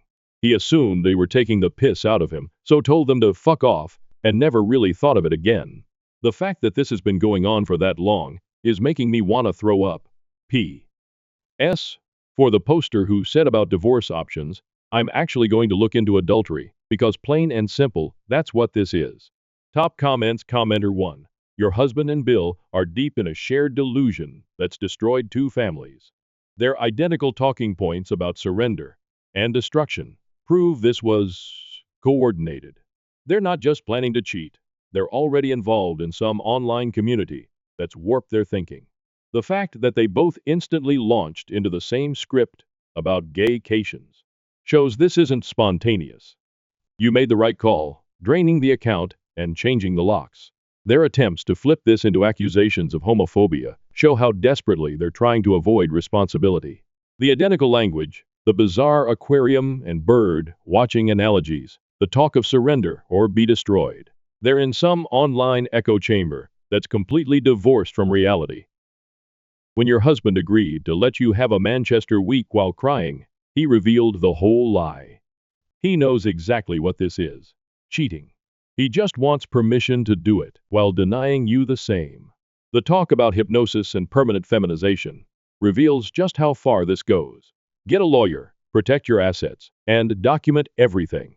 This will get worse before it gets better. Focus on protecting yourself and your children, because they're too far gone in their shared fantasy to see the destruction they're causing. What a pathetic hill for 2 men to die on. They destroyed their marriages, traumatized their families, and alienated their parents, all while insisting none of it counts because they made up special rules about it. They want to cheat without consequences, and they found an online community that validates this fantasy. Selfish sister scheduled her baby shower on my wedding day, expecting support, but karma struck as family chose my wedding over hers. I've come here to vent because I'm angry about the incident that happened a few days ago. The fact that my older sister, Portia, 30F, has a lot of main character energy irritates me in every manner. Since I've never been one to start arguments or drama, this has been the standard in both her and my lives. And I've usually never voiced my objections or said anything. But when she chose to throw her 4th child's baby shower on the same day as my wedding, it all came to a head. Naturally, I was devastated to learn of it just a few days prior to the wedding. I knew this small coincidence, as she described it, was intentional on her part, because I had forced my family to RSVP to the wedding date months in advance. All it did was make me want to tear out her hair or mine. Since my family has always done things that way, I had a persistent suspicion that they would choose to attend her baby shower rather than my wedding. For as long as I can remember, she has always been the golden child, and I have always been the afterthought. I hoped that this day would be about me, but I knew she was going to steal even this day from me because of her baby shower. I don't have the finest relationship with Portia, 25F. I would largely blame Portia's attitude and haughtiness, but I would also credit my parents' upbringing. In school, Portia was an overachiever. She participated in sports, excelled academically, and was well liked by her peers and instructors. Her parents were quite proud of her, That being said, I was only mediocre. Academically, I wasn't very good, but I wasn't awful either. My parents said that I had no relevant hobbies, and the fact that I attended the same school as my sister only made this worse. Because I was so different from Porsche. Not just in attitude, but also in abilities. All of my teachers, including the principal, used to be pretty shocked that we were sisters. We were compared all the time, and I was never good enough. My parents were not pleased with my lack of abilities. My favorite kid was Portia. Because she was a bright child, she was treated, pampered, and had everything done for her. As a child, I was informed unequivocally that if I become as good as Portia, my parents would treat me the same way. Because of my early years, I have a number of psychological problems with self-worth, which have negatively affected my quality of life. I knew by the time I was 13 that I would never be able to have a healthy and productive relationship with my family.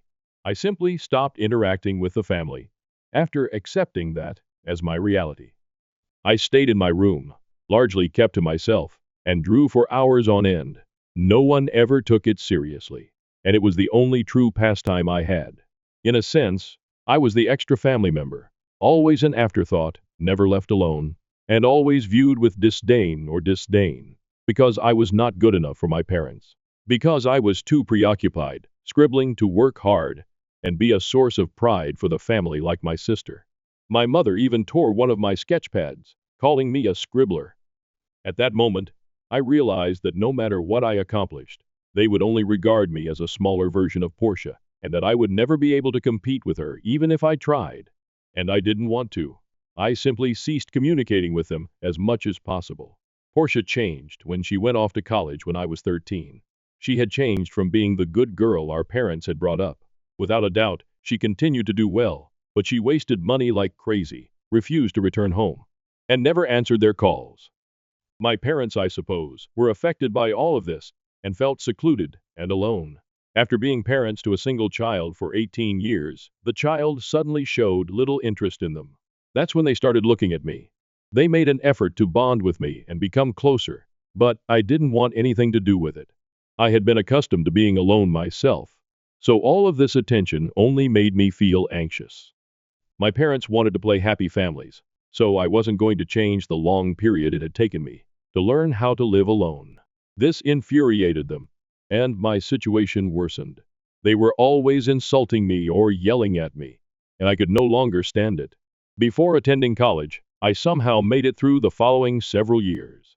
Since then, I haven't had much communication with them.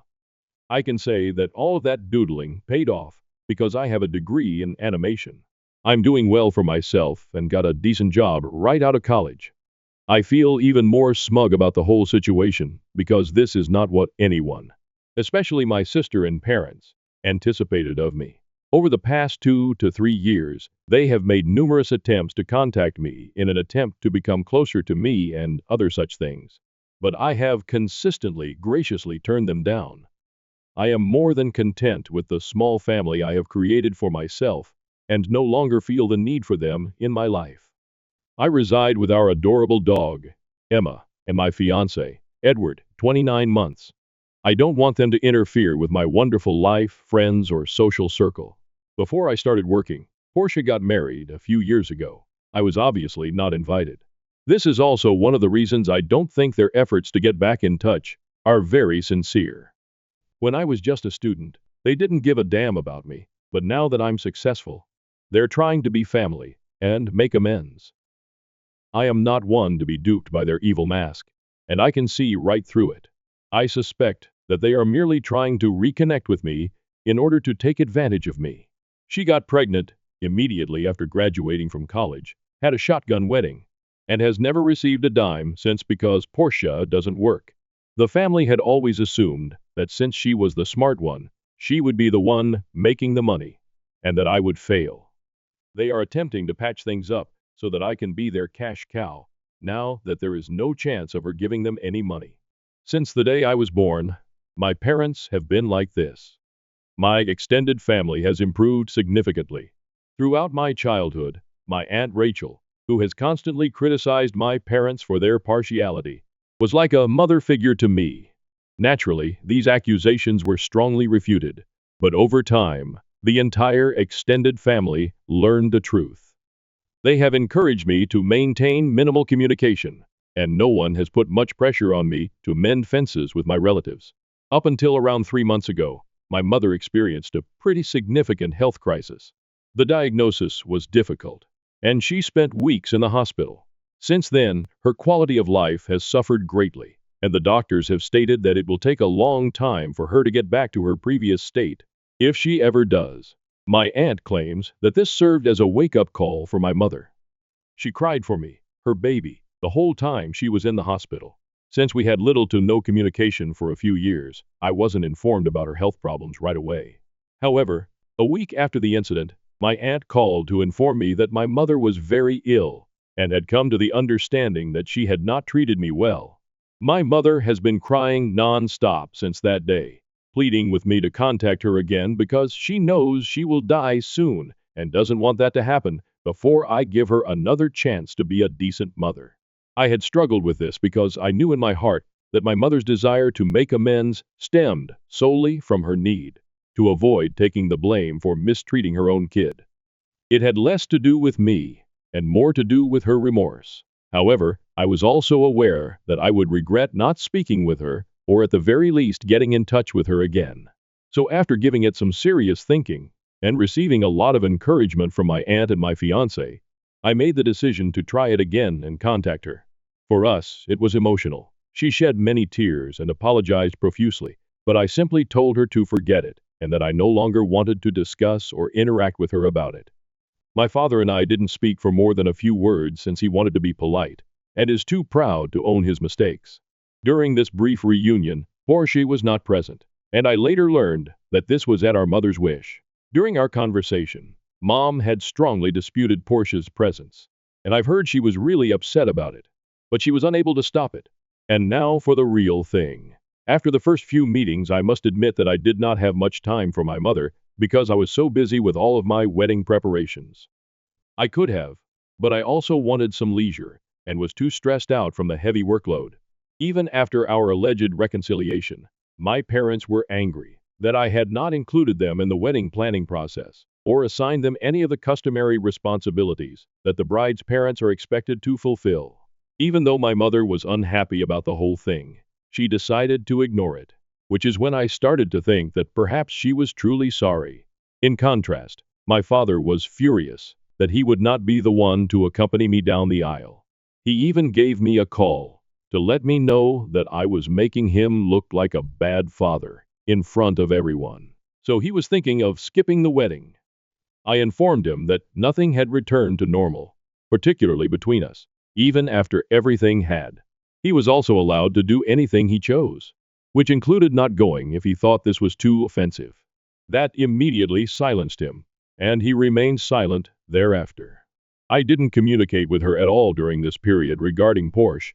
She indicated that she would be attending, and I had just sent out the invitations. I reasoned that there was nothing else to discuss with her, but I was going to have a big surprise. My cousin, Lena, called me in a panic 2 weeks prior to my wedding. She told me that she was speaking with Porsche and that Porsche had asked her to attend her baby shower in the same city on the same day as my wedding, at a location she had reserved an hour away. It seems that she was phoning folks to the baby shower without really sending out invitations because she was afraid I might hear about it.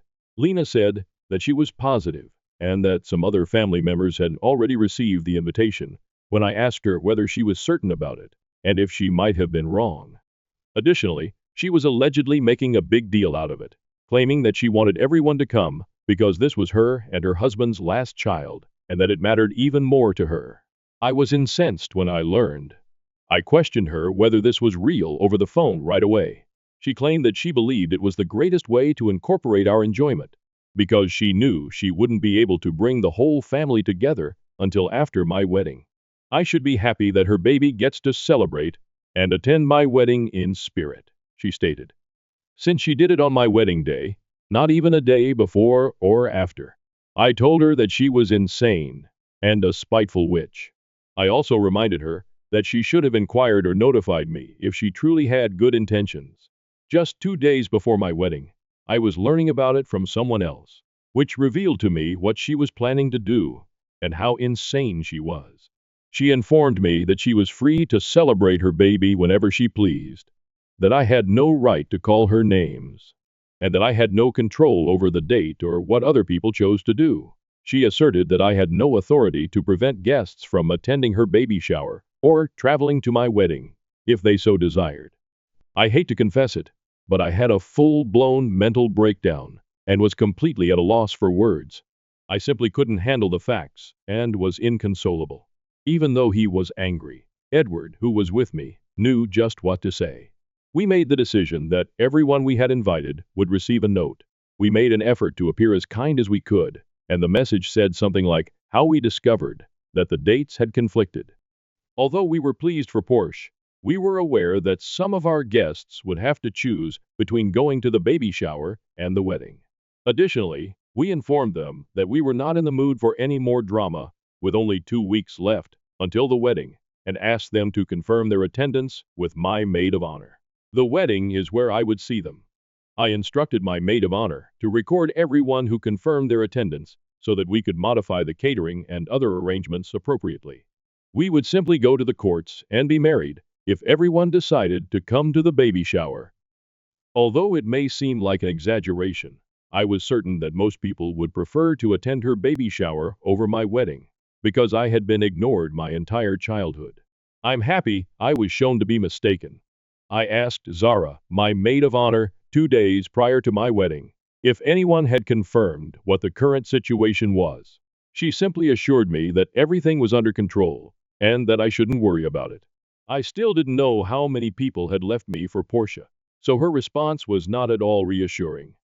She simply told me to relax and that she would handle everything. I was shocked to see nearly every member of my family who I had invited on the wedding day, with the exception of Portia, of course, my father, who I had presumed, and my paternal aunt and her family.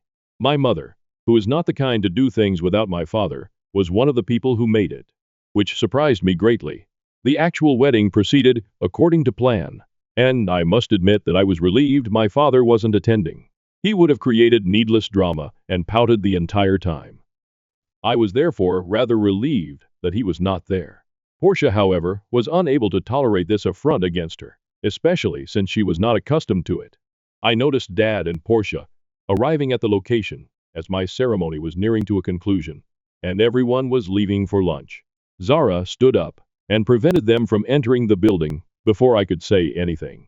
Even though I couldn't fully understand what they were saying, I could tell that they were arguing and that the argument was becoming more heated by the moment. Portia even attempted to force her way inside at one point, and Zara did her best to keep her out. But my dad also forced through, and their combined might was too great for her. She burst into tears like a pampered child the moment Portia entered. It was real crying, like a baby, not just a few stray tears here and there. Seeing it was so repulsive and unpleasant. I was embarrassed because she was acting in such a way in front of Edward's family, our friends, and our coworkers. Even though I knew my family was aware of her shenanigans, she insisted that I should have had the grace to postpone my wedding when I knew she was throwing her baby shower, and that everyone had come to my wedding rather than her final one. Before I could respond, Rachel claimed that she was the one who had stolen the wedding date, which I had decided upon months prior. She would have been the one to move her baby shower to a different day if she had any common sense. Portia glanced at my dad for support because she didn't anticipate being called out in that manner, but he was strangely silent. At that point, Portia boldly asserted that although marriages fail frequently and that I might marry again, she was definitely not going to become pregnant again. I wanted to slap her in the face because I was so angry. At the time, I was shocked that she had the audacity to imply that my marriage might fail on my wedding day. By that point, I'd had enough and told her to leave the stadium immediately. I also informed her that she already had 3 children and that, given everything she has done since leaving college and spending all of Dad's money, there was no assurance she wouldn't continue to pop out. I interrupted her as she began to yell, telling her that she was a terrible person who only ever considered herself. I told her that I felt bad for her children since they had such a bad mother. She quickly stopped talking after that and began crying once more, but I couldn't stand it. She was physically hauled out of the venue by Zara and another friend of mine. She had destroyed my day, and by the time it was all over, I was crying and shivering. Nearly everyone ended their lunch early and left because of the uncomfortable environment. The thing that wounded me the most was that my mother never spoke up for me or informed me of Portia's plans during all of this time. Therefore, in my opinion, her reconciliation was a phony and an act because, even though she had the opportunity, she still failed to treat me fairly. Edward pulled me close and assured me that it wasn't my fault at all and that I would eventually hit my breaking point. I sobbed, hugged him, and apologized for spoiling the day after everyone had left. People have been contacting me for the past 5 days since our wedding, but I am not in the right frame of mind to reply. I know I will ultimately have to reply to all of the messages that are currently sitting in my inbox. But I don't want to do that right now. Tomorrow, we're heading out on our honeymoon, so I'm hoping I can get better and forget about whatever occurred. I can't let my disgusting sister spoil my honeymoon any more than she did my wedding, which I was unable to stop. Even after all these years, she still has no power to influence me in this way. Update 1. Hello. Reddit during my honeymoon. I took a vacation from Reddit, which is why I haven't been updating. When I saw all of the comments, I was overwhelmed since I hadn't anticipated the post to become so popular. But I read them all. Here's a quick update because you're suddenly so interested in the narrative. Ed and I didn't really consider any kind of communication with my side of the family on our honeymoon. Despite my mother's repeated attempts to contact me, I just informed her that I will speak with her after returning from my honeymoon. Since then, she has called to apologize for not standing up for me at the wedding and to express her remorse, saying she wants to meet with me. She knew about the baby shower but chose not to tell me, so I explained that this was about more than simply the wedding. She said she hoped people would attend my wedding over the baby shower anyhow, and didn't want me to be sad. I informed her that she had once again demonstrated her unreliability, particularly with regard to my sentiments and emotions, and that her presumptions did not justify what she had done to me. She apologized again, but I urged her to stop contacting me, and that I needed some time apart from her. I told her that she had chosen to re-enter my life in order to show me that she was sorry, even though she attempted to use the "I'm sick" excuse. Her actions, however, have demonstrated the opposite to me, as she still chooses Portia before me, even if it means ruining one of the most significant days of my life. I felt terrible for tearing into her as she was sobbing uncontrollably, but I knew I couldn't allow her to run all over me once more. I couldn't let her return with her similar antics and ruin everything, because it had taken me years and years to feel mentally safe. I informed her that although I would be contacting her, I would do it at my own pace, and that I did not want her to put any pressure on me to start dating her, because it was obvious that she was not ready. I believe she thought she could use victimization to get me to give in, but when that didn't work, she handed the phone to Dad, whom I had no desire to speak to. I hung up the phone as soon as I heard him on the line. I blocked him when he wrote me a lengthy text that I didn't even bother to read. Other than that, I only received texts from family members expressing their regret that Portia had attempted to overshadow me at my own wedding and essentially offering their support and sympathy. Even if I haven't answered them all, I will. Overall, the whole experience has made me feel a lot better, and I'm happy that I've broken off contact with my mother once more. I don't want my parents to destroy the family I've created for myself, and I don't have the energy to cope with them. Update 2. It's obvious that the drama is still going on, even though I had assumed it had ended. Jake, the spouse of Porsche, showed up at my house last night. I called him inside because he appeared rather forlorn, and I didn't have the courage to turn him away. He apologized to me right away, claiming he was unaware Porsche had been plotting this. That's when I remembered that I didn't see Jake at my wedding for the entire episode. When I asked him what he meant, he explained that she had demanded that the date be changed because he had really scheduled Portia's baby shower for a week after my wedding. She also explained to him that she wanted to hold the baby shower on the same day as the wedding because I hadn't invited them. He disagreed, saying that since we had been apart for a while, she shouldn't have been anticipating an invitation in the first place. He claimed that he would have been shocked if I had invited them, and that he never tried to get clarification from me since he thought it was reasonable that I hadn't. He was embarrassed to learn the truth about what had truly transpired that day, and he only learned it because my mother informed him.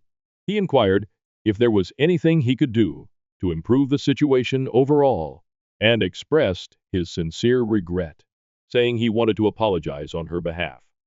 I informed him that his wife was an adult who was capable of accepting responsibility for her own conduct, and that he had no need to apologize because he was not present. I told her that if she didn't apologize, it didn't mean anything, and that she needed to learn to accept responsibility for her actions. I thanked him for getting in touch and assured him that I had nothing against him, and that he seemed like a wonderful man.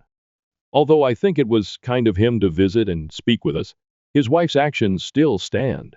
To be honest, I am aware that I will not forgive her, even if she were to apologize in the future. Now that she has dug her grave, she can rest in it. Update 3. Jake and Portia are on the verge of getting a divorce.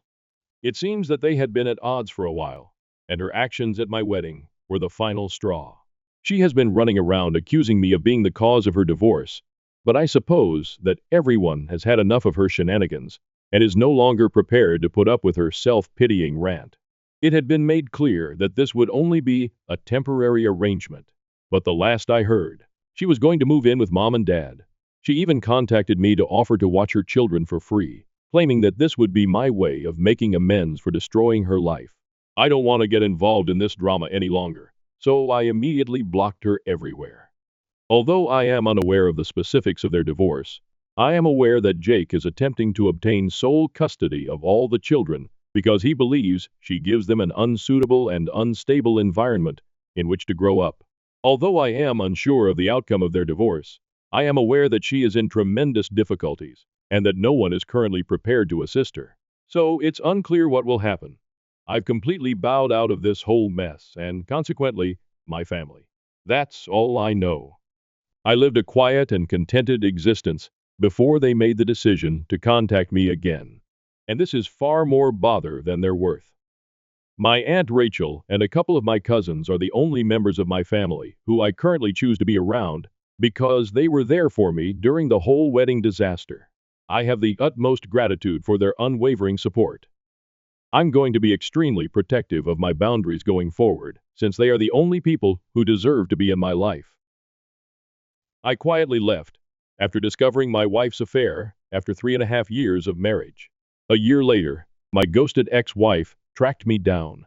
After hearing of my wife's adultery, I moved to the hills. I'm not sure why I'm writing this, but perhaps it will be helpful to someone now that the incident is over and I've moved on. After 3.5 years of marriage, I learned of my wife's affair in February 2018.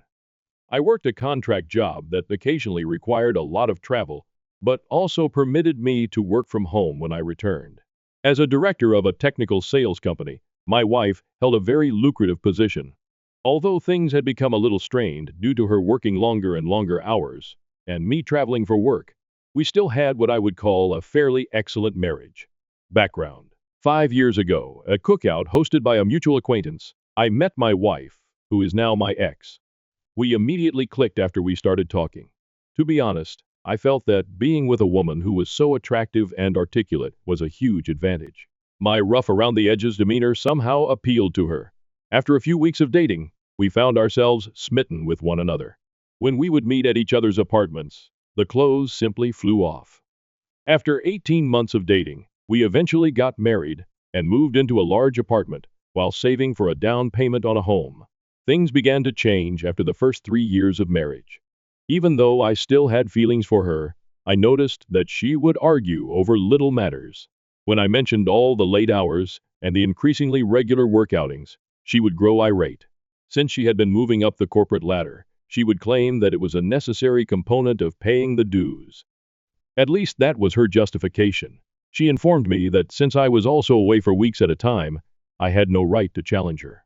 In reality, I had only been taking vacations for 3 or 4 days every 5 weeks or so, so I assured her that I could definitely manage cutting back on my travel time. There was never a conclusion to these highly circular arguments. Looking back, I realized that I was unaware that my wife was having an affair. Aside from our declining sexual life and her persistently late work hours, I would never have suspected anything. I simply assumed that she was exhausted from her job. But being rejected so often when I tried to start a sexual relationship had taken a toll on my ego. Although she had a work mobile phone and might have been using it, I didn't witness the covert texting that I had read about in other articles. She used our spare bedroom as a home office and spent a lot of time there. Around September 2017, Kathy began returning home from work and spending the evening at a work engagement instead. This increased from 1 night per week to over 3 nights each week. Although I'm not naturally envious, she would undoubtedly be observed by others, and I'm aware that she would need to repel some of the males at her workplace. Despite working with more male CEOs than female ones, she gave off the impression that she was primarily engaged in her job. The first time I suspected she was cheating was a month prior to day. Before returning home, she had made a brief stop at the supermarket. I was asked to assist her with the grocery shopping. Something pink was glinting from just beneath the front passenger seat of her automobile as I was retrieving a few items from the rear seat. It was a bra that belonged to my wife. She preferred ones from a certain clothing store, so I knew it was hers. Looking back, I can see the bra was a warning sign. She always removes her bra first from under her clothes when she's feeling very lustful. I'm not sure why, but when I watched this, I felt sick to my stomach right away. I couldn't understand why her bra was beneath the seat. I didn't say anything more. My heart must have been pounding so hard that I nearly passed out, because when I brought the bags back to the kitchen, Kathy asked me how I was feeling and said that I appeared to have seen a ghost. I simply ignored her remark. It took everything I had to conceal my emotions, but I did my best not to appear upset or deceived. I made the decision to try to find out whether or not she was seeing someone that night and the following day. I began to consider all the hints I could have overlooked. Other than the bra, I had no evidence. She works in an office building downtown, and we live in a reasonably big city. I made the decision to temporarily put the affair idea out of my mind and consider giving her more of my attention. I prepared a delicious meal and arranged the dining table with elegant plates, silverware, and candles one Friday after work. I purchased an arrangement of flowers and a lovely bottle of wine. I pointed out the dinner and everything I had made when she arrived as usual, breezing in after work. She apologized and said she was sorry, but she had to go to a neighborhood hangout to meet up with her coworkers. She mentioned that she needed to take a shower first, but that she could have a small snack with me before she left. I guess I went utterly silent because my insides flipped on me. I won't explain the type of anger I was experiencing at the time, but I had had enough. I took my work cell phone and threw it in her back seat while she was taking a shower. I had been considering this as a means of using my own phone to find her. I walked into the kitchen after that and threw the food and flowers in the garbage. After taking a shower, she got ready and looked stunning as always. "All right, let's eat," she said. "Never mind, go out with your friends," I urged her. She asked me if I was angry after giving me a weird look. "I'm sad that you never want to do anything with me," I said. She got upset and sarcastically remarked on my short fuse while telling me to stop acting like a kid. I muttered, "Foolish me," as I stood there allowing everything to settle in. For once, I felt we should spend the evening together. She simply gave me a sly smile and stormed off. I pulled out my second phone and began following my work phone when she departed. About 20 minutes away, at the bar she often visits with her coworkers, I caught her stopping. I made the decision to go find her automobile. Indeed, it was in the parking lot of the bar. I waited to see if I could see her in my car across the street. I felt completely different, like a stalker, but I told myself that I had to calm my fear of her whereabouts. I observed her leaving the bar with a man about an hour after I got there. He had the appearance of an executive from her company. He took hold of her, drew her near, and planted a kiss on her lips. My body was totally numb, and my stomach started to clench up. They went to a different vehicle and climbed in together. When their automobile pulled out, I tried to keep up with them. You guessed it. They drove to a hotel 10 minutes away. As I stopped on the street beside the hotel, I saw them exit, holding hands, and enter. I'd seen enough. I felt foolish. I began pounding the steering wheel with my fist. That was it? Something went totally blank inside of me. I'm not sure if I had an out-of-body experience or blacked out, but as I got better, I felt like I wanted a drink. At this point, my life started on a path I never would have imagined. I simply began to drive out of town, replaying all that I had just seen. I was crying out of anger, as much as I hate to admit it. I located a pleasant little tavern on the outskirts of town, some 30 miles away, and stopped in. I ordered a drink while seated at the bar.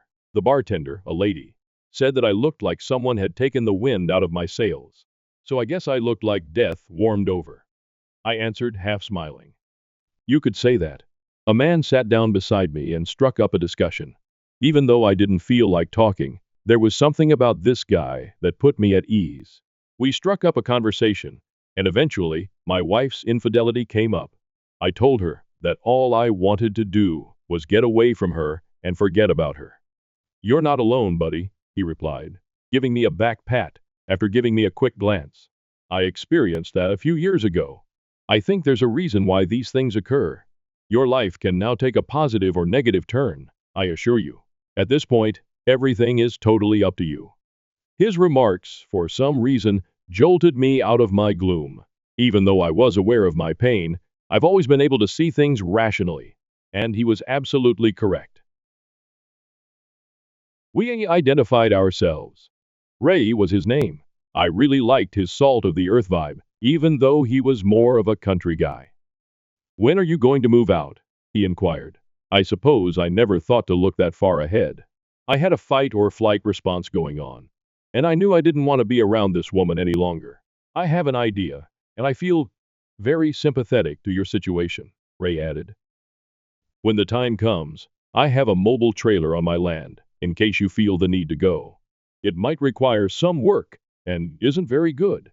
Why don't you visit and see if you could imagine yourself briefly residing in anything like that?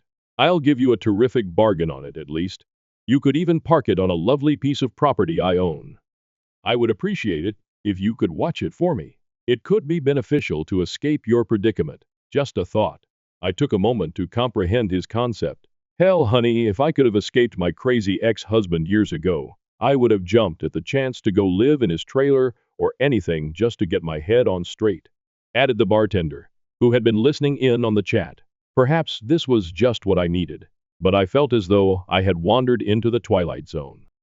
Yes, I'll think about it, and maybe check it out, I said to Ray. After a while, we split up and agreed to get together at his house in a few days. I began to feel as though I had some perspective and an opportunity to escape what I thought was a terrible heartache, combined with a nightmare. I knew one thing for sure. I would never, ever want to spend time with my wife again. I find cheating to be so disgusting, and it has always been the one thing I thought I would never put up with. I sat on the couch when I arrived home that evening after Kathy. Kathy asked me where I had been when she came out. Where have you been? I questioned, turning to face her. You know I went to grab drinks, she said. I directly inquired, are you having an affair? She appeared surprised, but she soon collected herself and responded, no, why would you ask me that? I informed her that I had heard she might be seeing someone at work. Who told you that? She said. Someone I know, I said. But I kept the name a secret. After saying, you're being ridiculous, she accused me of being intoxicated and insane and inquired about my whereabouts. We're going to a bar to enjoy some drinks with our friends, I remarked. Despite her obvious desire to ask more questions, she returned to our bedroom and went to bed. Now that I had proof that she had been deceiving me for months, I made the decision to sleep on the sofa.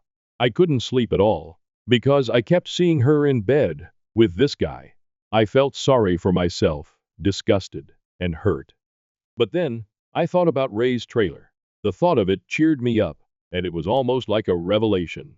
Something must be wrong with me, since the fight or flight response automatically activated amid the pain I was experiencing, and I preferred the flight response.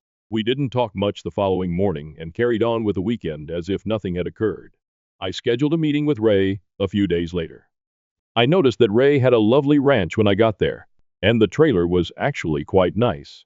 About 26 feet long and fully furnished. It brought back memories of a fun spring break trip I took with pals while I was in college. Ray accepted the money I offered him for the trailer. To be honest, I almost took it from him. I drove over to see his ranch property after he gave me directions. There were hiking and biking paths close by, and the area was lovely, with lots of trees and scrub vegetation. Ray had a little cabin on a hilltop overlooking the property, with electricity and water accessible for the trailer, and it was close to the foothills of some mountains. Ray promised to set up the trailer for me and pull it to the location. I tried to get Kathy to come clean over the course of the following few weeks, but all I got was gaslighting. I even bluntly warned her that there would be no turning back if I discovered she was cheating. As a result, she became even more engrossed in her affair fog and began to lash out at me with denials. I nearly laughed at how awful the denial was. I scolded myself for not capturing pictures of the two of them, and I had no tangible evidence that she had cheated. I decided that I wanted to leave this marriage after going through this emotional anguish. Instead of communicating my feelings to Kathy, I simply began planning. While she was at work, one started quietly removing my possessions from the apartment and transferring them to the trailer. At least I felt like I was doing something about it. I saw a difference in Kathy during this period. Although she had been behaving more politely toward me, I believed it was too little, too late. I felt I needed a break too, so she kept going on company outings after work. One night, I got ready to just as she was leaving. After glancing at me, she inquired about my destination. All I said was, meeting up with some friends. You wouldn't enjoy all the shop talk, and you don't know them? I interrupted her, as she began to ask more questions. She used to say precisely this to me, whenever I asked if I might accompany her on office excursions. All right, have a good time, she added, with a somewhat offended expression. I definitely will, I replied. I began making new acquaintances while working on the trailer and hanging out with Ray at the bar.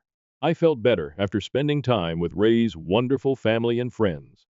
I also made the decision to cut back on my drinking because I didn't want to form any unhealthy habits.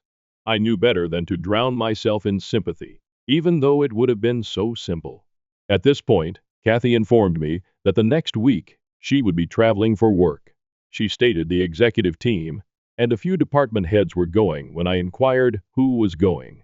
I hope you have a great time with your boyfriend, I added, glancing at her. I immediately regretted saying that because it sparked a furious argument.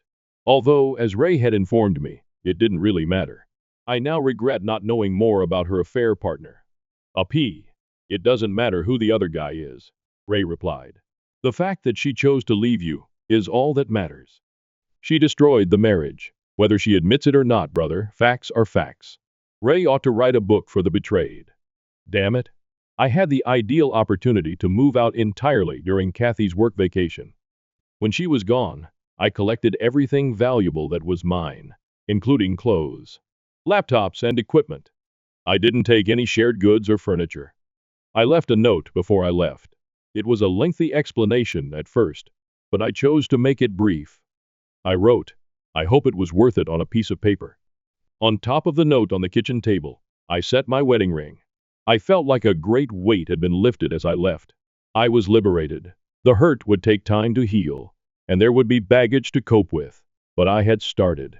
I needed time to myself and to swiftly and quietly get rid of her. The fact that I hadn't challenged her or coerced a confession didn't make me proud. I hadn't screamed or shouted. She didn't deserve it, in my opinion. She disregarded everything we owned, including our plans for the future, our aspirations for a home and a family. And now it was all gone. There was no turning back. I owed her absolutely nothing. She could handle the consequences. I hadn't planned anything or called a lawyer. I just wanted a new beginning and some clarity. The air from the mountains was just what I needed when I got inside my trailer. I resumed running the next week, and it was wonderful to be alive. Kathy texted things like, "We just landed. We're having a team dinner," and so on while she was away. Where are you? Was the question in a few mails. Why haven't you gotten back to me? I didn't answer. My phone exploded with calls and texts when she got home. She kept trying to get in touch with me, but I ignored her. Her mother also tried to phone me after the first day, but I didn't pick up. She didn't try to engage my father because we aren't close, and he is the only member of my family that I still have. Her messages grew more urgent after she was ignored for a week. What is this? Was one of the texts she sent. We must speak. I'm not sure what you believe you know, but nothing is happening. There isn't an affair going on. She finally texted me after a week of not answering, saying, I'm sorry, things got out of hand. It didn't matter that I was involved with someone at work. You were absent a lot while I was preoccupied with my work. I simply made an error. I intended to terminate it. An error. I had been waiting for this confession all along, yet somehow it only made me detest her more. Why was she unable to be truthful? I didn't have any dreams about a future with this woman. Errors don't persist for 6, 8, or a year. Her pleas for me to return and work on the marriage eventually grew pitiful. I refused to respond to her, even after she stopped bothering me for a few weeks. I didn't want her to learn where I lived, or to snoop around in my life. I didn't want my haven to be destroyed by this woman. She then began sending nasty texts like, You're a coward one day. You refuse to speak to me. You have no regard for us. Come home, please, so we can discuss. You're where? I am able to visit you. Paul, please let's chat and make things right. Damn it. Although I don't recall all of the texts, they all appeared to be excuses with minimal genuine regret. In one ear, I let them go, and in the other out. After a while, I switched my mobile number. Update, June 2018. I received an email from Kathy informing me that she had hired a lawyer and was going to file for divorce. I just said, okay, that sounds good. This led to a barrage of emails requesting that I visit her and other things. She wrote that she would stop bothering me if I consented to an uncontested divorce after realizing this wouldn't work. After I consented, I was genuinely free a few months later. After I moved out of our apartment, I never had to see her again. She seemed to care more about that than I did, even though neither of us had any closure. I would occasionally think of her for a few months, and yes, the grief would suddenly come to me. Like when I heard a song we used to enjoy. After a while, though, I simply stopped thinking about her. Update 2. Now that I'm officially divorced, things are going great. In actuality, I got to know a wonderful girl. Just down the hill from my house, I was running on the trail. We clicked when I helped her replace a flat tire. Despite being a few years younger than me, she is fantastic and quite adorable. She refers to me as her mountain man and adores my way of life. Although I'm not in a rush to commit, I also don't intend to give up on women entirely. I have no intention of moving out of the trailer anytime soon. I enjoy being outside and have simplified my life. It made everything easier for me, including the grief and my ex-wife. I am aware that everyone responds to these situations in a unique way. I was fortunate to be in my 3rd year of marriage and not yet a parent. I believe I acted in my own best interests. You don't have to spend your entire life with someone who cheats. If you experience something similar, try not to think about it too much. Continue living your life. As you improve yourself, it will get better. I hope everyone has the finest possible life. I've revised this roughly 5 times to make it readable, and I just wanted to give you an update on my ex-wife's condition. I was worried that my ex-wife was attempting to find me, as I indicated in my earlier post. I left our previous residence, which was around 2 hours away. I ran into her last weekend at a coffee shop. I often visit in the town, close to my home. It didn't seem like a coincidence to me. Fortunately, I managed to get away before she noticed me. Third update. I went into town this past weekend to get groceries and made a stop at my normal coffee establishment. I was utilizing their free internet to work on some paperwork for work. I finished and walked out of the coffee shop. I was on my way to my pickup when I heard someone shout, Paul. When I turned to look across the street, I saw Kathy. I was being waved at by my ex-wife. Finally, Armageddon had arrived. She hurried across the street toward me, and I stood there in disbelief. As though anticipating an embrace, she walked over and extended her hand. I stopped her in her tracks by instinctively holding out my arms with my palms up. She appeared to be in severe pain. Then she added, "I've been searching for you, Paul. I've wanted to see you since I heard you moved here. Can we have a conversation?" Guys, I felt like an animal confined in a cage. Yes, I did. All right, let's find a table or something and we can talk for a minute. I finally gave in. When she asked if we could come to my house, I firmly refused. At the end of the street, she trailed me down to a bench outside a small store. She began by remarking on how much I had changed and how much she liked my new appearance, beard, and level of fitness. She raved about how much my body had changed. Wearing a tank top, small white shorts, and her hair in a ponytail, just like I used to enjoy. She was really putting on the charm. I had my radar set high. She was clearly attempting to activate the sex appeal. I needed to control myself so I could see where this was headed. She began by saying she was sorry about the affair. She claimed that after I left, karma had severely impacted her. When her employer learned of the affair, the situation became so tense that she eventually resigned. Her affair partner, a P who at the time was engaged, received criticism and was transferred to a different department within the organization. She replied by telling his fiancée the truth after he blamed her for everything, which caused them to split up. This is when she bowed her head and began to weep. I didn't say anything. I just sat there and looked around. She stood up straight and looked at me for a while. "What do you want from me?" I asked. She assured me that she had no intention of having an affair. She stated that the company's politics and positioning drew her in, and that her AP used his charm and influence to corrupt her. She acknowledged that she felt she was taking advantage of him as much as he was taking advantage of her. After I accused her of cheating, she stated that she intended to come clean. She drank after work to ease the guilt she felt at the moment, because she loathed herself.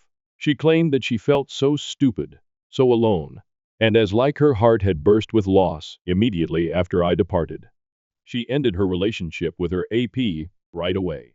She believed she had to find me to see if there was any chance of reconciliation because I refused to speak with her or get in touch with her. She desired a fresh start. She hoped we could start afresh even though she knew we were divorced. I simply gazed at her. I then gave it to her.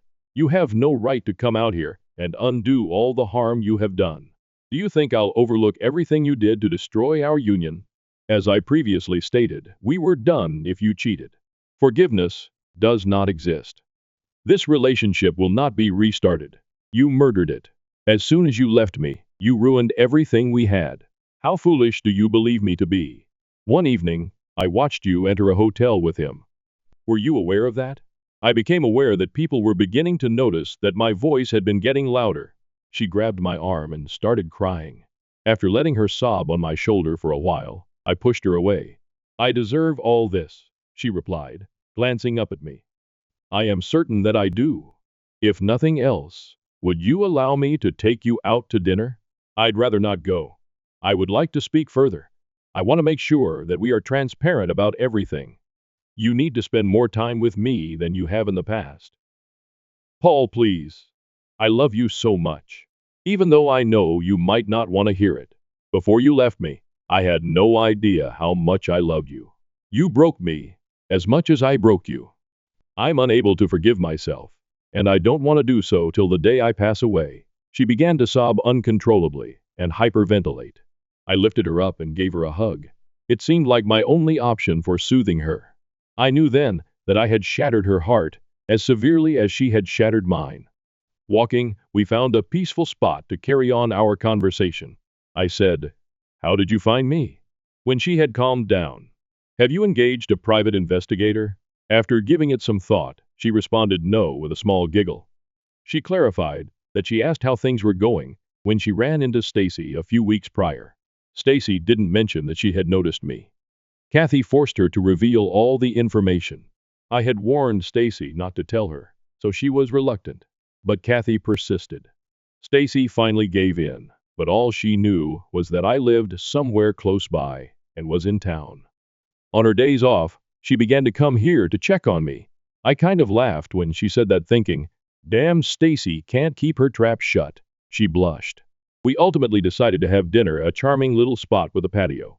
I made sure we didn't drink anything since I wasn't going to give her a reason to be kind to me or say she wasn't so inebriated that she couldn't drive back. In fact, we had a good conversation. I then escorted her to her vehicle. She insisted that she hadn't dated anyone else since I left and vowed fervently that I was the only person she wanted. So she pushed me hard to stay longer. No, it's still way too early for me to go down that road, I informed her. She pleaded with me to come back, but I didn't say yes. After giving her my new email address, I didn't say anything more.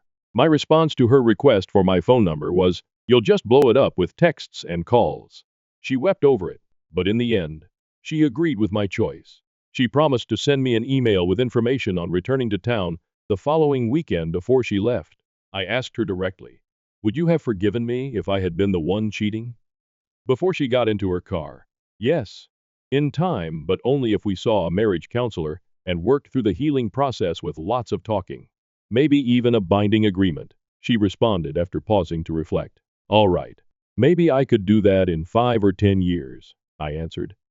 "I would wait, if that's what it would take," she replied. She then took both of my hands in hers, looked me in the eye and said, "God damn it, Paul, I will always love you, and will do anything to prove it." This statement truly caught me off guard. Her remarks continued to upset me even after she left. She had spoken those words so firmly. However, I was still unable to envision us reuniting. Even though I felt better about the incident, I was unable to perceive her as a friend at this time. Perhaps a friend, but even that was a mystery. I returned home, enjoyed a long run, had some beer, and thought about how far I had come. Could someone please assure me that she wouldn't destroy the tranquility I had created for myself? I had no idea. I had the luxury of time to sort through it and get perspective, but it was all still too vivid in my mind. Last update. Most likely, this will be my final update. When I first uploaded my story to Reddit, the moderators kept taking it down. In summary, I ghosted my ex-wife for more than a year before she discovered me. She wanted to make amends and start over with us. You will be deeply disappointed if you thought I would be the typical beta blue pill fool. And forgive her. She expressed her love and regret for the affair in a lengthy email she sent me last week. She offered to come out and stay with me for the weekend once more. My answer: I silenced her. I informed her that I had no plans to make amends with her. I'm totally happy living alone, taking advantage of my secluded position, and keeping things simple. At 32, I'm not in a rush to make changes. I have my own self-determination plan, and have enjoyed the company of a few women and friends. I made it clear in my email response that I had no intention of reconciling, and declined to provide her with my phone number. I no longer know or trust you because you made your bed. I hope the best for you, and perhaps we might become friends in the future, but not right now. She was annoyed by my evasiveness and responded in a telling way. She acknowledged that she had taken a job offer from a different state. Her true goal had been for me to accompany her, believing that my remote work would make the move simple. She wished we could start over somewhere new. She wanted to visit me in person to attempt to persuade me because she was running out of time before moving. Luckily for me, her time was up because I had a week of business travel scheduled. I'm grateful. I will no longer have her in my life. She will soon recognize that her time with me is over, but I anticipate receiving a few more emails. She'll need to find someone else, and she might even cheat on them. To anyone reading this, make the most of your life. Let go of the past and give yourself the strength to go on. To all of you, good luck. My sister demands I postpone my wedding for her divorce recovery. Parents skip my big day and toss out my belongings. My whole family is upset with me. My name is Lexi, and I am 27 Fahrenheit. Please listen to my story before passing judgment on me. Rose, my 32-year-old sister, was divorced a few months ago. I've been making an effort to support her during this difficult time. However, Rose and I have never been close, if I'm being completely honest. Her vast sisterhood was lacking. For years, she and her small circle of friends tormented me, and my parents did nothing to stop it. In my family, I always felt alienated. Let's fast forward to Rose's divorce a few months ago. She's been a complete mess. She had to return to live with our parents since she was unemployed. It didn't matter to me because I don't see my parents or Rose very frequently, and we are not close. The problem is that I always felt like the odd one out, even as a child. The golden child was Rose. My parents loved her, and she did everything perfectly straight A's. Prom queen moments. In the meantime, I was the challenging, disobedient one. I got into fights, disobeyed curfews, colored my hair in outrageous hues, and more. The way Rose used to make me feel, however, was the worst. Not only would she harass me, but it seemed like she made a conscious effort to keep me out of her plans with her friends in front of me. She made sure I knew I wasn't wanted at school by spreading untruths about me. Then there was the response, or lack thereof, from my folks. They always stood behind Rose, no matter what she did. It stung a lot, and I carried that bitterness into adulthood. I recall telling them once about the things she said to me, and they dismissed it with the comment, "Oh, that's just how sisters are." However, my 29-year-old partner Joshua proposed to me approximately a month following my sister's divorce. It was among the most joyful times of my life. After all, I had been anticipating this for some time.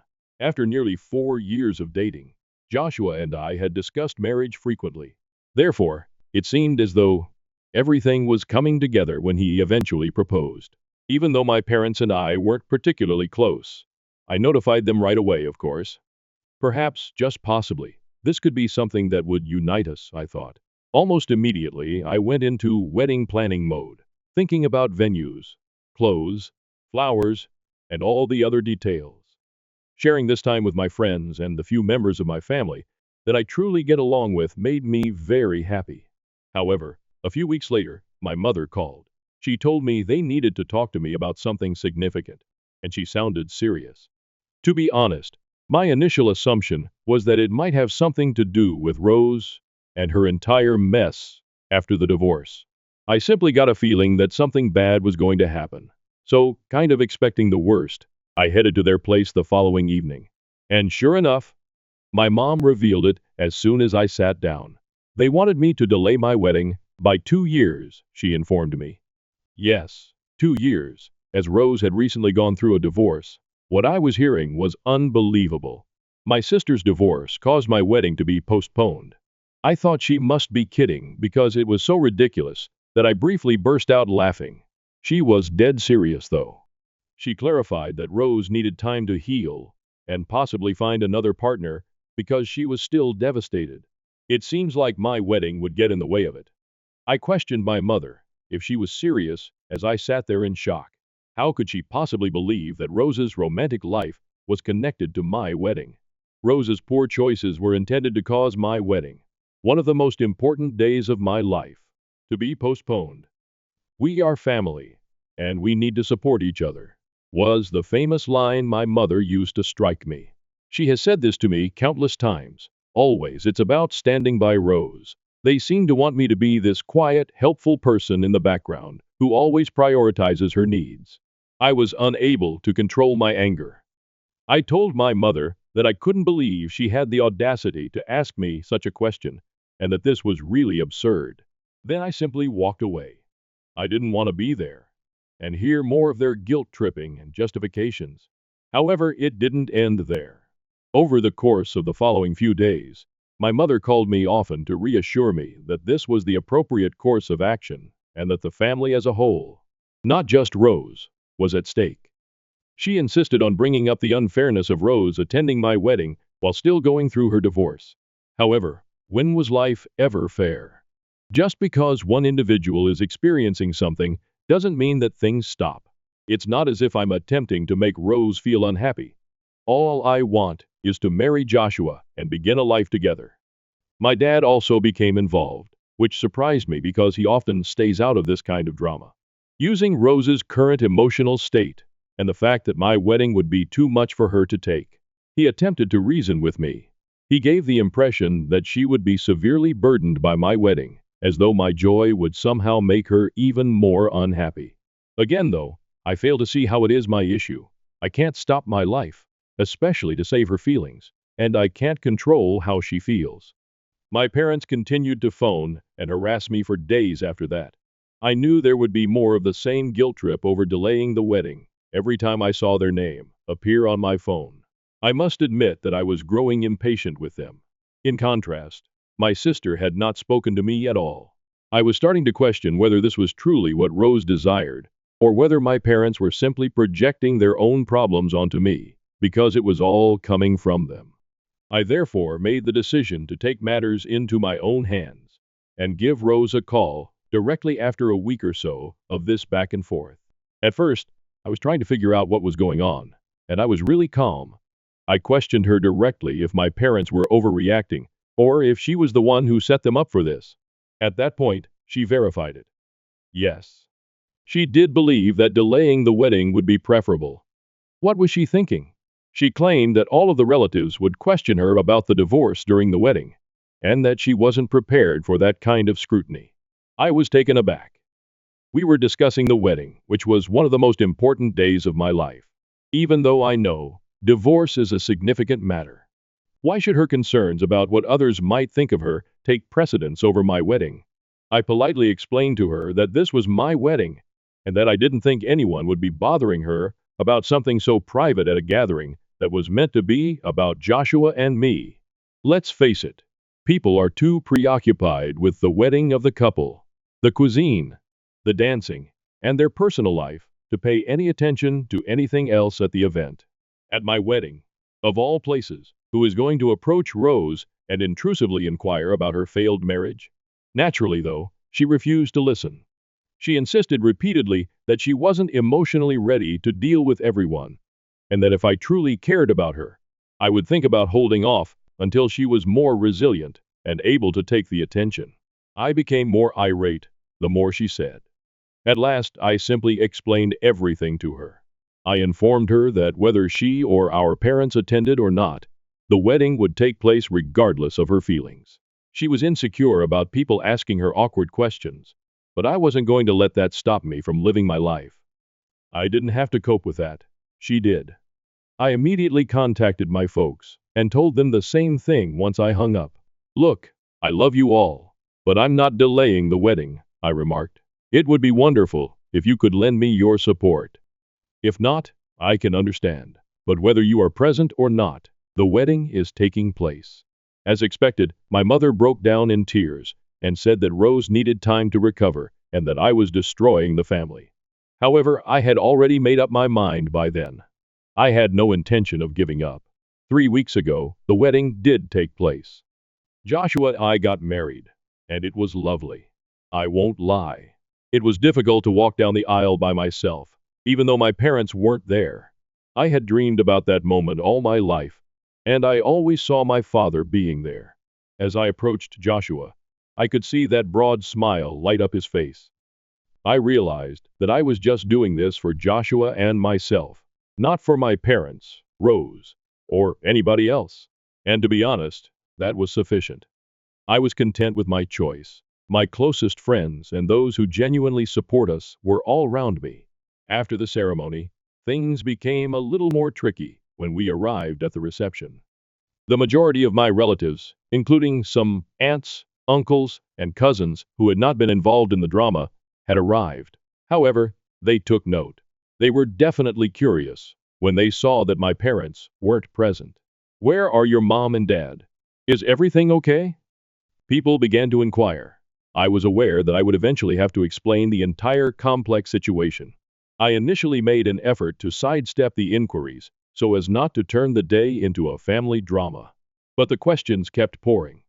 I eventually sat down with some of my aunts and cousins and told them everything, including how my parents had insisted that why postpone the wedding, how they wanted me to put Rose's needs before of my own, and how they ultimately decided not to attend when I refused to comply. I didn't mince words. I had had enough of acting as though nothing was wrong. They responded with a mixture of amazement and incredulity. Some of them were upset on my behalf, while others were appalled that my parents would even ask such a foolish question. Being able to finally tell my side of the story felt like a weight being lifted off my shoulders. To be honest, it was nice to have some of my family members comprehend the difficulties I had been facing. More individuals heard the story as the evening wore on, and by the conclusion of the evening, it was essentially well known. Something unexpected happened instead of the criticism I had anticipated. The other members of the family began to shun my parents. It seemed as though the entire situation had made people realize how they had been treating me for years. Prioritizing Rose and expecting me to always take a back seat to her. People started contacting me to offer their support, saying things like, "You did the right thing by standing your ground?" And I had no idea it was this bad. Then something even more bizarre occurred. Our cousin, who was getting married next month, sent out an invitation to her wedding without inviting my parents. It seems that on her own special day, she didn't want that kind of hatred. That was completely unexpected, and I feel a little bad about it. However, I can't help but feel validated at the same time. I felt alienated for years, as though I was the one who was constantly making trouble or not being sympathetic enough. However, people were finally beginning to realize that perhaps, just possibly, it wasn't entirely my fault. Joshua and I took a week-long honeymoon after my wedding, and it was, quite honestly, the nicest getaway I could have ever imagined. Away from all the family drama, we traveled alone to this lovely beach resort. For the most part, I just enjoyed the silence without checking my phone. I was aware that my parents and most likely my sister would send me messages, but I was unable to handle them while on the honeymoon. It was time for us to unwind and begin this new chapter stress-free. Reality struck me hard once we returned. I made the decision to listen to the voicemails that had accumulated for a while. To be honest, I wasn't expecting what I heard. Rather than attempting to resolve the issue or simply have a polite chat, my parents' communications were rife with profanity. Among other colorful names, my mother dubbed me an entitled brat. My father spoke in a similar tone, even going so far as to say that I was destroying the family. It was really nasty, not just angry. The allegations of selfishness, the guilt trips, and the passive-aggressive comments were all too much. I initially chose to ignore the messages in the hopes that they would stop after a few days, but that didn't work out. Actually, the situation just got worse. They increased the frequency of their calls and left voicemails full of the same poison nonsense. They started contacting me via Facebook, Instagram, and email after I banned their numbers. They didn't let up. After being silent since the wedding, my sister suddenly spoke up and sent me lengthy letters accusing me of ruining the family by prioritizing Joshua and my happiness over maintaining the family's togetherness. To be honest, it was rather draining. They even began using several phone numbers at one point in order to avoid being blacklisted. After I blocked one number, they would return with another in a few hours. I had the impression that I was playing a perverse game of whack-a-mole, except that toxic family members who couldn't accept no were the moles. To be honest, I became quite irritated. When your own relatives simply won't leave you alone, what do? They would always find a way to drag me back into the drama if I attempted to stand back and concentrate on my personal life. They seemed unable to accept that I was content without them, and that I no longer required their continual affirmation or approval. I discussed it with Joshua, and he has been really encouraging. He made suggestions ranging from deleting all communication to altering my phone number. However, a part of me is really torn. They're still my parents. Despite everything they've said and done, I still feel horrible for shutting them out, which makes me feel like the evil guy. However, I am aware that I cannot continue to allow them to abuse me in this manner. They refused to listen to me when I tried to explain how their actions were impacting me. My mother used classic emotional manipulation when she said things like, "You're choosing your husband over your own family, and you'll regret this when we're gone." I don't even believe they're interested in hearing my side of the story at this time. It seems as though they are merely trying to regain control over me because they are angry that I have deviated from their authority and are making every effort to entice me back. To be honest, I don't know what to do. A part of me feels that I should just stop talking to them altogether, change my phone number, remove them from social media, and stop communicating altogether. I'll regret it though. according to this persistent voice at the back of my head. That one day I'll regret how I handled things. Or that perhaps, just possibly, they'll change their ways and see how poisonous their actions have been. Let's face it though, how likely is that to actually occur? They won't alter based on what I've observed thus far. If anything, they appear to be stepping up their efforts, claiming that I have betrayed them by defending myself. I can't continue to live this way, always being cautious and anticipating the next round of messages filled with guilt. I need some guidance, Reddit. What can I do to make this stop at last? Has anyone else experienced the same thing with family members that would not quit bothering them? How did you respond to it? Is avoiding touch the ideal course of action in this situation? Or is there a medium ground that I haven't considered yet? They just won't go away. Even though I feel like I've tried everything, my family seems intent on keeping me stuck in this cycle of duty and guilt, even though I want to go on with my life and concentrate on my marriage. I would appreciate any guidance. First update. Hello everyone. I thought I'd give you some further history on my family dynamic because many of you have been inquiring about my childhood. To be honest, there isn't a particularly noteworthy incident or time that made me understand my family wasn't supporting me. The fact that I was growing up in a home where I didn't feel understood or supported emotionally came to me more gradually. It's difficult to explain without coming across as ungrateful because, in theory, my parents fulfilled their obligations. I had clothes and food, attended school, and occasionally had family holidays. However, I never experienced genuine affection or value. My parents were always far more concerned about my older sister, Rose, when I was growing up. Not in the conventional sense of older sibling gets more responsibility. It seemed to them that I was the one who caused difficulty, the one they had to put up with. And Rose was innocent.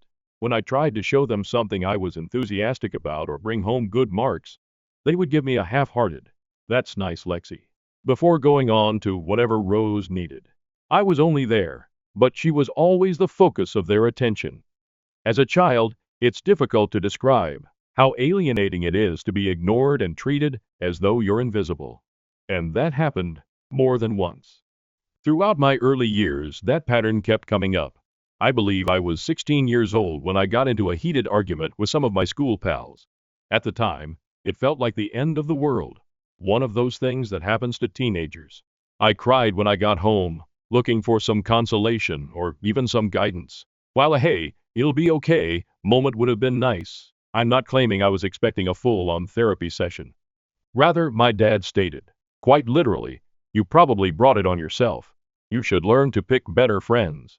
When I told my parents about it, just blame, no embrace, no support. In the meantime, they would stop everything to assist Rose in resolving any problems she might have brought home.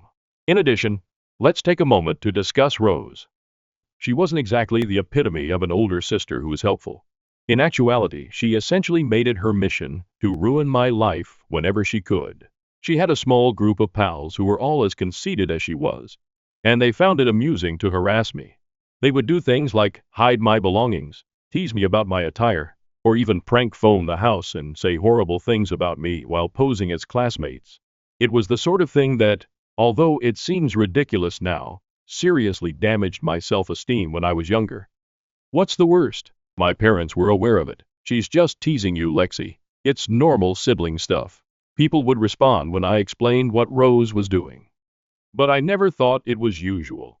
When I was around 13, there was one really awful occurrence. I was persuaded to play a game of makeover with Rose and her friends. I should have known better, but I went along with it because I was so anxious for my sister's approval or attention. I looked like a clown when they applied makeup to my face in the most absurd way imaginable. Then, without my knowledge, they snapped photos and distributed them to classmates. Everyone laughed at me the following day. No reprimand for Rose, no pity for me, just the same old thing with an attitude. When I came home crying, my parents just responded, "It's just a joke. Don't be so sensitive." In retrospect, I saw that these served as the foundation for my current relationship, or lack thereof, with my family. I worked for years to gain their acceptance and convince them that I was deserving of their love and care. However, it never succeeded. They didn't care about me or what I was going through since they were too preoccupied with Rose and her issues. To be honest, I believe that's the reason I've grown into the person I am now. Someone who has learned to be self-reliant and to defend myself when necessary. Because of this, I had previously felt disappointed by my family when the wedding situation arose. It was only the decisive moment. I had been the afterthought, the second choice, for years. It felt like the last straw when they requested that I postpone my wedding for Rose's sake. They seemed to have learnt nothing from the several instances in which they prioritized her above me. They wanted me to continue playing the part I had always played, which was the one who put the family's togetherness ahead of her happiness. However, I was no longer able to accomplish it. To be honest, it feels like a big relief that I finally made the decision to choose myself. That's the main idea of my early years then. There was a great deal of emotional neglect and favoritism that left its impact, but nothing particularly dramatic. I've taken a while to come to terms with the fact that I can prioritize my needs, and that I don't have to put up with toxic behavior just because someone is family. Now that I have Joshua, we are creating our own small family, where I feel respected, loved, and supported. Things I didn't really experience as a child.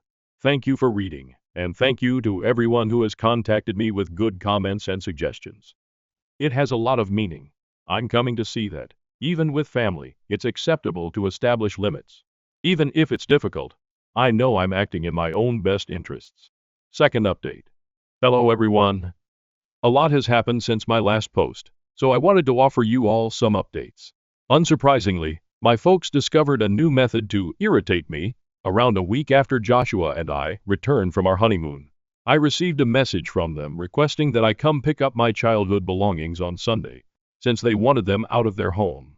I was pretty well over it by then, but the message was sudden and cold. I assumed I would simply go get my belongings and be done with it. I tried not to make a big deal out of it, so I simply said, okay, in response. However, what I witnessed when I drove there with Joshua for support was beyond absurd. My entire belongings were already on the grass, stacked like a garage sale that nobody was interested in purchasing. And not simply tucked away, either.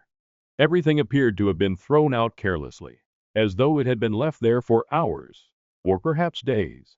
Some of my old books were wet from being in the morning dew, and several of my old clothes and toys looked like they had been on the grass for a long time. Things I genuinely cared about, like emotional treasures and old photo albums, had some water stains on them. My belongings were merely collateral damage, as if they were eager to get rid of me. I was enraged. Who, after all, does that? It was about the obvious contempt, not even about the items.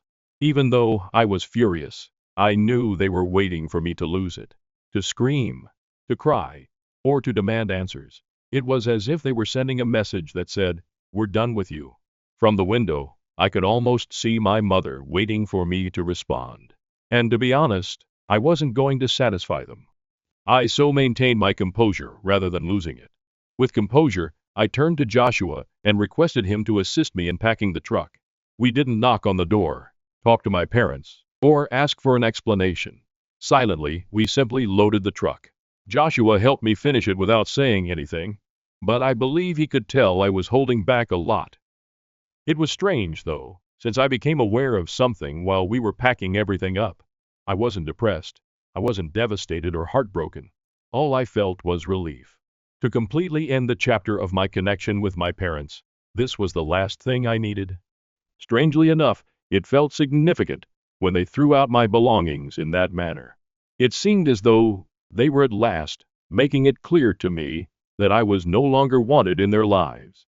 I no longer felt upset, but rather liberated from the guilt trips, the emotional games, and the continual pressure to fit in with a family that never truly made room for me. To be honest, I was more than willing to let it go, since it felt like they were cutting the last tie. Third update. Hi everyone. Even though it's been a few months, I had to tell you all about something crazy that happened. So do you recall Rose, my sister? The same sister that couldn't make it to my wedding because she was too depressed and grieved after her divorce. Yes, she is getting married the next week. I'm not making this up.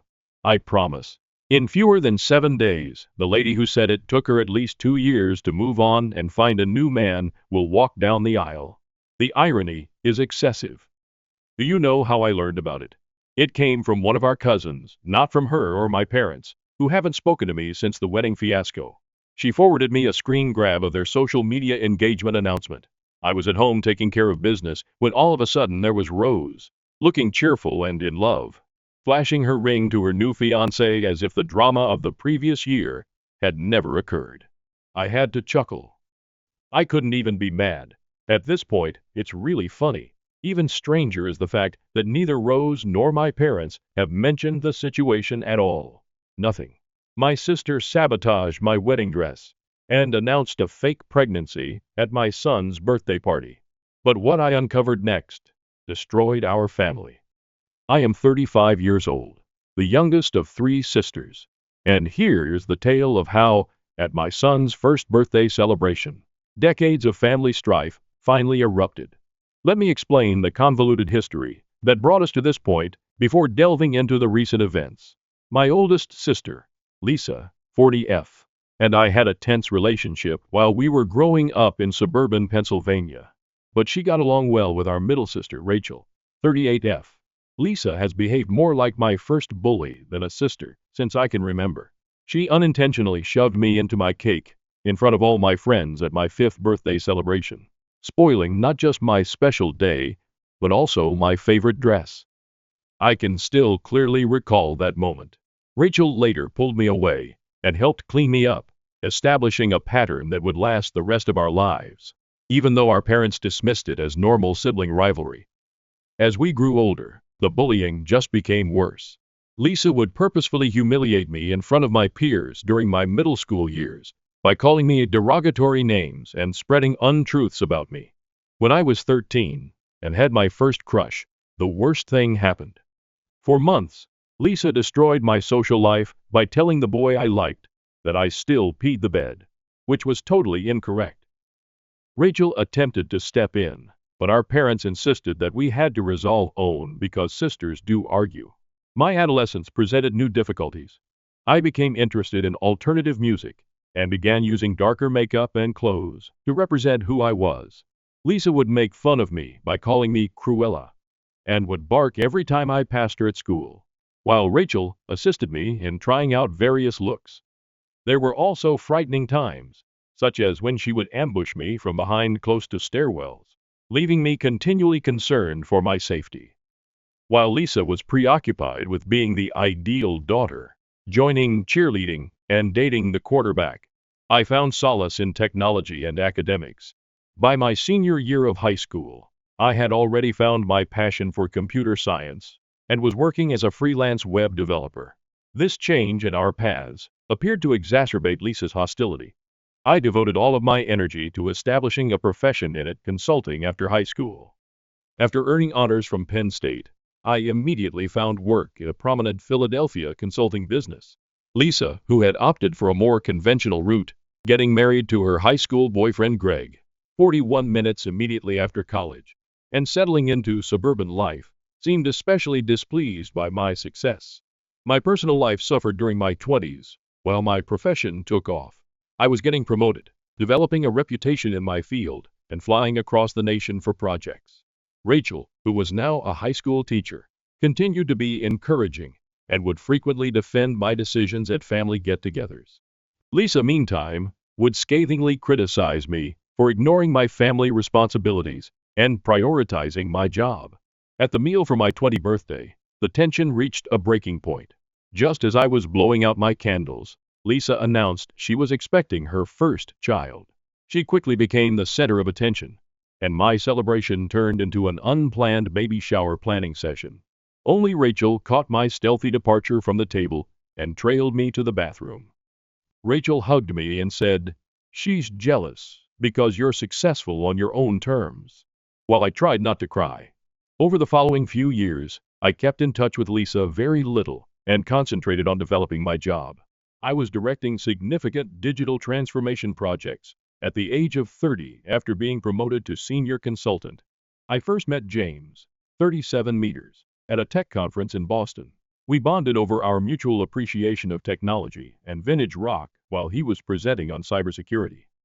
James actually cared about my profession and encouraged my goals, unlike other dates who had been put off by my career. James proposed over a Cape Cod weekend after a year of dating. I was so happy that I wanted to tell my whole family about it for the first time. Rachel was overjoyed and volunteered to assist with wedding preparations right away. Although my mother kept asking if I was certain I wanted to settle down at this stage of my career, my parents were thrilled. At first, Lisa's response was pleasantly favorable. In an effort to have the ideal wedding day, I spent months organizing it. I discovered my ideal dress, a sophisticated aligned gown with delicate vintage accents and elaborate beading. After saving money from my consulting job, although the $800 price tag wasn't high by wedding dress standards, it symbolized years of perseverance and self-reliance. 3 months prior to the wedding, the dress incident occurred. The changes had been offered by my Aunt Mary, a skilled seamstress. Lisa claimed she wanted to check on the progress of the changes when she arrived at Aunt Mary's house one afternoon with her 2 huge dogs. Lisa knew her dogs would go into the sewing room, so she purposefully left the door open while Aunt Mary was preparing tea. The ensuing devastation was total. The beautiful lace was destroyed, the bodice was ripped apart, and beads were all over the place. After many unanswered calls, I finally made it to Aunt Mary's house, where I discovered her crying. At first, she tried to place the blame on herself, as she described what had transpired. But something didn't match up. Known for her attention to detail, Aunt Mary would never leave a bridal gown exposed. She explained how Lisa had planned the entire incident when I gently pressed her, even pleading with her not to give me the truth. The ensuing altercation was heated. Presumably to talk about wedding plans, I brought our parents and both sisters to my parents' place. When Lisa entered, beaming and thrilled to be a bridesmaid, Rachel realized right once that something was up. Lisa's facade fell apart when I told her what I knew. When she had to wear something off the rack for her own wedding, she went on a tirade about how I always had it easy and how I didn't deserve such a costly dress. Instead of expressing regret, at last, the truth was revealed. Lisa acknowledged that she intentionally let her dogs into the room, with the knowledge that they would ruin the garment. Despite her husband's prosperous career, she claimed financial difficulties because she was only able to repay $500. When our parents realized for the first time how envious Lisa really was, they were stunned into silence. I immediately revoked her invitation to the wedding. My father, who felt bad about ignoring Lisa's actions for years, helped pay for a different outfit for the wedding. Despite the family drama, Rachel was my maid of honor, and the day was lovely. I ignored Lisa's generic card of congrats. I kept my distance from Lisa for the next few years as I started a new life with James. As I progressed in my career, and eventually became a partner in my consulting firm, we purchased a suburban home. We made the decision to start a family when I was 34, and I got pregnant with our son. Being a mother altered me in some way. Perhaps it was the hormones, or the newfound perspective that comes with starting a family. But I found myself thinking about making amends with Lisa when my mother proposed it. "You're both mothers now," she'd add, "and family should stick together." Lisa contacted me once again after my son was born, and this time she seemed sincere in her regret. Lisa broke down in tears during our first meaningful chat in years, revealing that she had been working through her problems in treatment. She discussed her own fears, how my achievement had rekindled long-standing feelings of inadequacy, and how having a child had helped her recognize the destructive nature of her actions. She committed to becoming a better aunt and sister in the future. Lisa appeared to keep her word during the ensuing months. She would offer to babysit, send lovely gifts for the baby, and even support my decision to go back to work part-time against some critical family members. Despite her skepticism, Rachel agreed with my choice to give Lisa another chance. Although he never completely forgot the wedding dress event, James also started to get used to the new family dynamic. Everything seemed to be getting better. Lisa seemed to have a particular link with my son, truly acknowledged my triumphs, and attended family functions without causing trouble. I began to think that individuals could change, and that my sister's jealousy problems had been resolved by maturity and therapy. This leads us to my son's first birthday celebration, which took place last week. With close relatives and friends, we had organized a modest but meaningful party. When Lisa showed up early to assist with the decorations, I recall being appreciative of our progress. Everything about the party was going great. My son was loving being the life of the party. Everyone was having a great time, and the decorations were stunning. The cake moment then arrived. Lisa abruptly approached the DJ we had hired for background music just as James and I were getting ready to assist our son with his first birthday cake. My stomach fell when she reached for the microphone, recalling my 20th birthday. Of course, she wouldn't. Not at her nephew's first birthday. Not again. Update 1. A week has passed since the disastrous birthday party, and I must tell you what transpired. Lisa seized the microphone as we were going to do the cake ceremony, as I said in my initial post. She spoiled my son's special occasion by announcing to everyone that she was expecting her third kid. What followed, however, was much more startling. She approached me directly, gave me an envelope, and declared that she wanted me to plan her impending baby shower because I had received her support during my first year of motherhood. A comprehensive to-do list, complete with venue recommendations, theme ideas, and even a guest list with dietary requirements, was enclosed in the envelope. As I read through it, decades of repressed rage erupting, my hands were shaking. I ripped the list to shreds in front of everyone, without giving it any thought. The room fell silent. Lisa's arrogant face changed to one of amazement, and then she began to cry. She started complaining about how hormonal I was acting, and how I was ruining her special announcement. In a low voice, my father, who has at last begun to see through her deceit, urged her husband Greg to take her outside. As expected, my mother attempted to defend Lisa by arguing that she had every right to express her happiness at the celebration, because she was my son's aunt.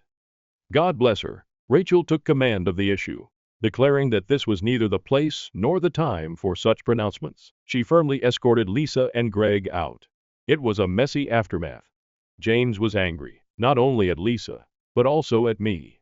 Although he could understand my frustration, he believed that rather than making a spectacle at our son's party, I ought to have dealt with it in private. He made a statement later that evening that truly resonated.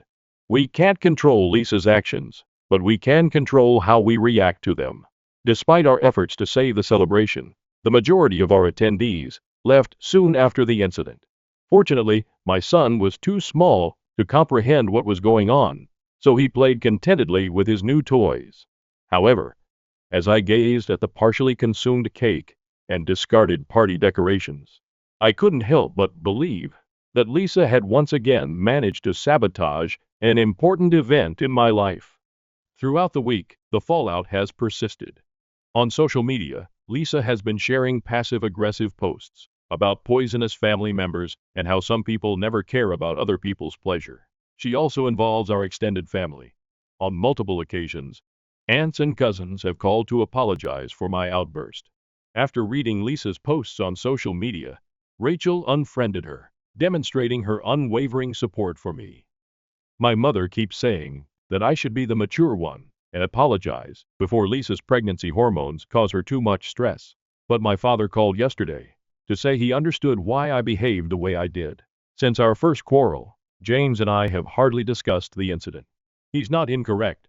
After years of Lisa controlling every important event in my life, I think I could have handled it better. But something inside of me just lost it. This time, I'm thinking of permanently severing my relationship with Lisa.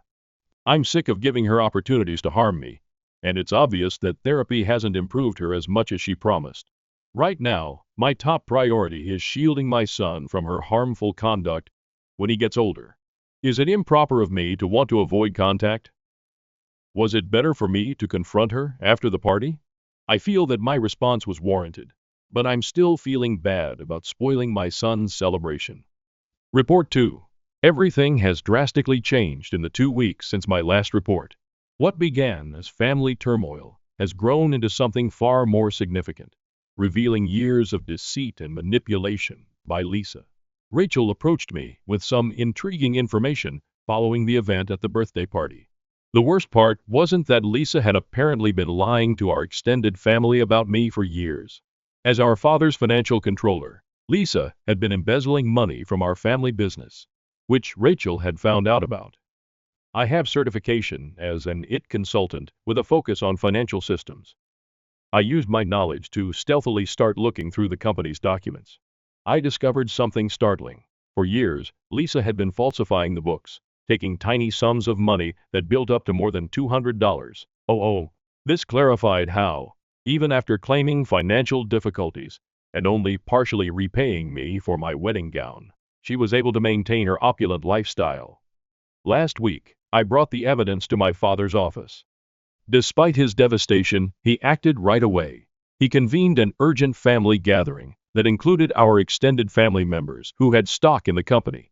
Lisa showed up looking smug as usual, likely anticipating another chance to play the victim over the events at the birthday celebration.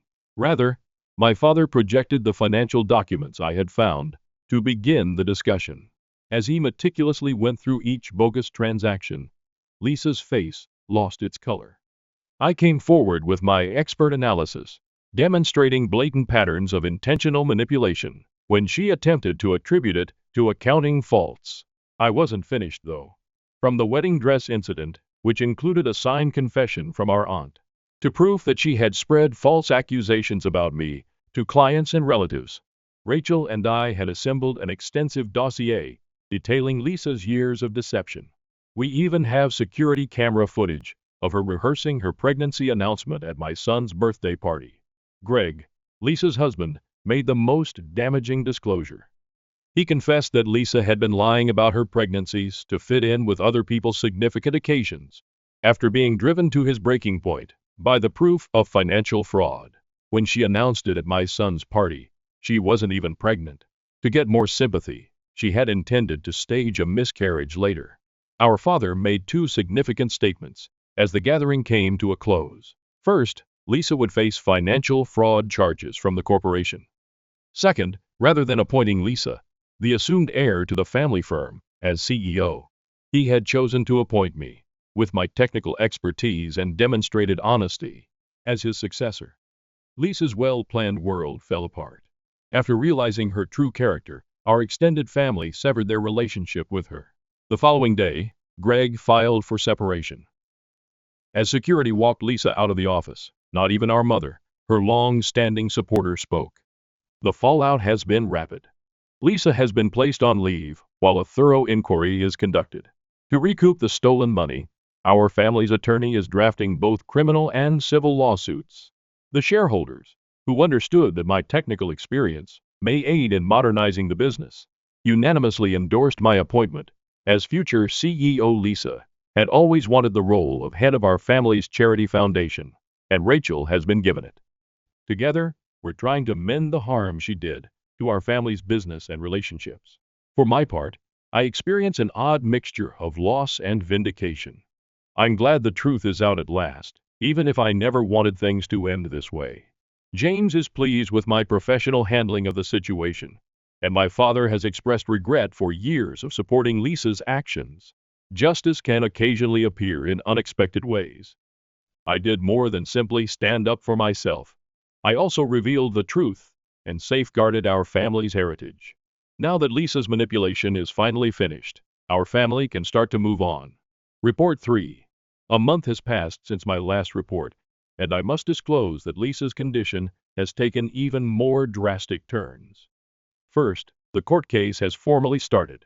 The forensic accounting team at our organization found that Lisa's embezzlement was much more extensive than we first believed. For almost 10 years, she had been setting up fictitious vendor accounts and using them to transfer business funds. Over $500,000 is now thought to have been stolen, which is more than twice as much as what we first discovered. Given that a portion of the pilfered monies came from the philanthropic coffers of our family foundation, the district attorney's office has shown a keen interest in the matter. Lisa's carefully constructed reputation as a philanthropic socialite has been utterly destroyed by the revelation that she had been embezzling money from initiatives designed to aid impoverished youngsters. Even more startling evidence has come to light during Greg's divorce procedures. He learned that Lisa had covertly kept several private bank accounts in which she kept the stolen funds. After our father retired and turned over the business, she had been preparing to leave him and run off with the money. The irony is that prior to our father making his succession plans public, she made a lavish pregnancy announcement at my son's birthday celebration in order to ensure her status as the preferred kid. Our social circle has been severely impacted. It seems that Lisa had been using the information she had accumulated over the years to blackmail a number of family friends. These friends shared their stories once the truth about her misdeeds was revealed. In order to preserve her social standing and obtain inside knowledge about our family business, she had established a whole network of manipulation by leveraging people's secrets. Last week, at a family meal that Lisa clearly did not attend, my mother, who had always stood up for Lisa, finally spoke out. She sobbed and acknowledged that she had allowed Lisa's actions because she was afraid. It seems that Lisa had threatened to reveal some of Mom's previous transgressions if she didn't always support her. My mother has sought therapy as a result of this discovery in order to cope with years of emotional abuse and manipulation. In terms of business, I've started collaborating closely with our father to update the financial processes of the organization. We're putting in place digital tracking technologies and new security procedures that would have stopped Lisa's embezzlement plan. After finding a number of other anomalies that Lisa had concealed, Rachel has assumed the lead in reorganizing the family foundation. Our wide family network was the most fulfilling growth. Lisa had always boasted that she was a member of numerous prominent social groups and charitable boards. She has been fired from every job since word of her crimes spread. Her meticulously maintained social media presence, which was filled with social gatherings and charity galas, has simply vanished. Her old best friend paid us an unexpected visit this weekend and gave us a USB disk that included years' worth of text messages and emails. Since we were teenagers, Lisa had been methodically ruining my reputation in our social circle. She had made up stories about me stealing from family members, circulated rumors about me having drug problems, and even attempted to undermine a number of my consulting engagements by lying to prospective clients. Our lawyer has added defamation charges to the mounting pile of legal complaints against her, since the evidence was so strong. There are now claims for both monetary and reputational damages in the civil complaint. We held a family gathering yesterday to talk about the direction of our family business. All of the staff responded well when Father formally stated that I would be taking over as CEO in the future. Over the years, other employees shared their own accounts of Lisa's manipulation and bullying. With an emphasis on openness and moral business conduct, we are currently undertaking a comprehensive corporate reorganization. Lisa herself has been forced to move live with a distant cousin in a different state and is facing major criminal charges. After Greg's attorney provided proof that she had fabricated multiple prior pregnancies for manipulative objectives, her attempts to play the victim have completely fallen flat. According to a message sent to Rachel yesterday by the cousin she is staying with, Lisa is still attempting to plot her way out of the predicament because she cannot accept that her web of lies has finally come to an end. Seeing our family together without Lisa's destructive influence has been the most consoling aspect of the entire ordeal. Working together to mend our familial ties and our professional endeavors, Rachel and I have become even closer. In therapy, my mother is improving as she finally realizes the extent of the harm her enabling conduct caused. James has been a huge assistance during this process, assisting me in striking a balance between my family life and my new company obligations. Instead of manipulation and drama, our son is flourishing because he is surrounded by genuine love and support. Using some of the money seized from Lisa's theft, we have chosen to create a college fund for him, transforming her selfishness into something constructive for the coming generation. In retrospect, I see that the actual tipping point wasn't Lisa's statement at my son's birthday celebration. It was only the last thread that caused her whole phony life to fall apart. Justice can occasionally be served in unexpected ways, and the truth, no matter how long it has been suppressed, will finally surface. The tale of our family is about escaping destructive tendencies and creating something greater from the ashes of dishonesty. Not merely about justice or retribution. I feel totally free from Lisa's shadow for the first time in my life, and her demise has become our family's rebirth. Update 4. My last update was 4 months ago. This family saga's last chapter is now complete, and justice has been done in unexpected ways. Last Monday, Lisa received an 8-year prison term for financial malfeasance, fraud, and embezzlement, after discovering that she had embezzled from charitable foundations for children. The judge became especially stern. Evidence of her identical methods at prior jobs surfaced during the trial, revealing a distinct pattern of strategic activity. She has been sentenced to pay fines, in addition to full reparation. Greg made sure that everyone was aware of Lisa's habit of fabricating pregnancies in order to manipulate her. And his divorce is official. Without the poisonous influence of their mother, his adolescent children now regularly spend time with us and form wholesome bonds with their aunts. Our mother has undergone the most notable transformation. She has changed as a result of months of therapy. She apologized heartily for allowing Lisa's behavior for so long during a recent family get-together. She currently collaborates closely with Rachel at our family foundation, where she focuses on initiatives that assist victims of emotional abuse. Under the new leadership structure, our business has prospered. Modern financial security mechanisms have been put in place by Dad and me. And last month, we were able to secure a significant government contract that Lisa had previously destroyed.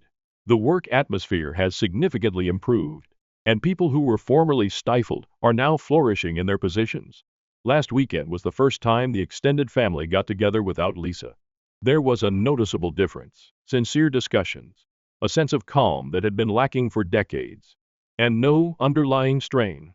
Stories of Lisa's previous manipulations were told by a number of family members, which resulted in mutual understanding and healing. Finding Lisa's old diary in her old office was an especially confirming discovery. It included thorough preparations to ruin my name and take over the family business. I was able to realize that her animosity wasn't directed at me, but rather at her own ingrained fears after reading it with my therapist. Within our organization, Rachel and I have started a mentorship program to assist young women in family companies in identifying and thwarting workplace deception. We are committed to transforming our bad experience into something constructive for other people.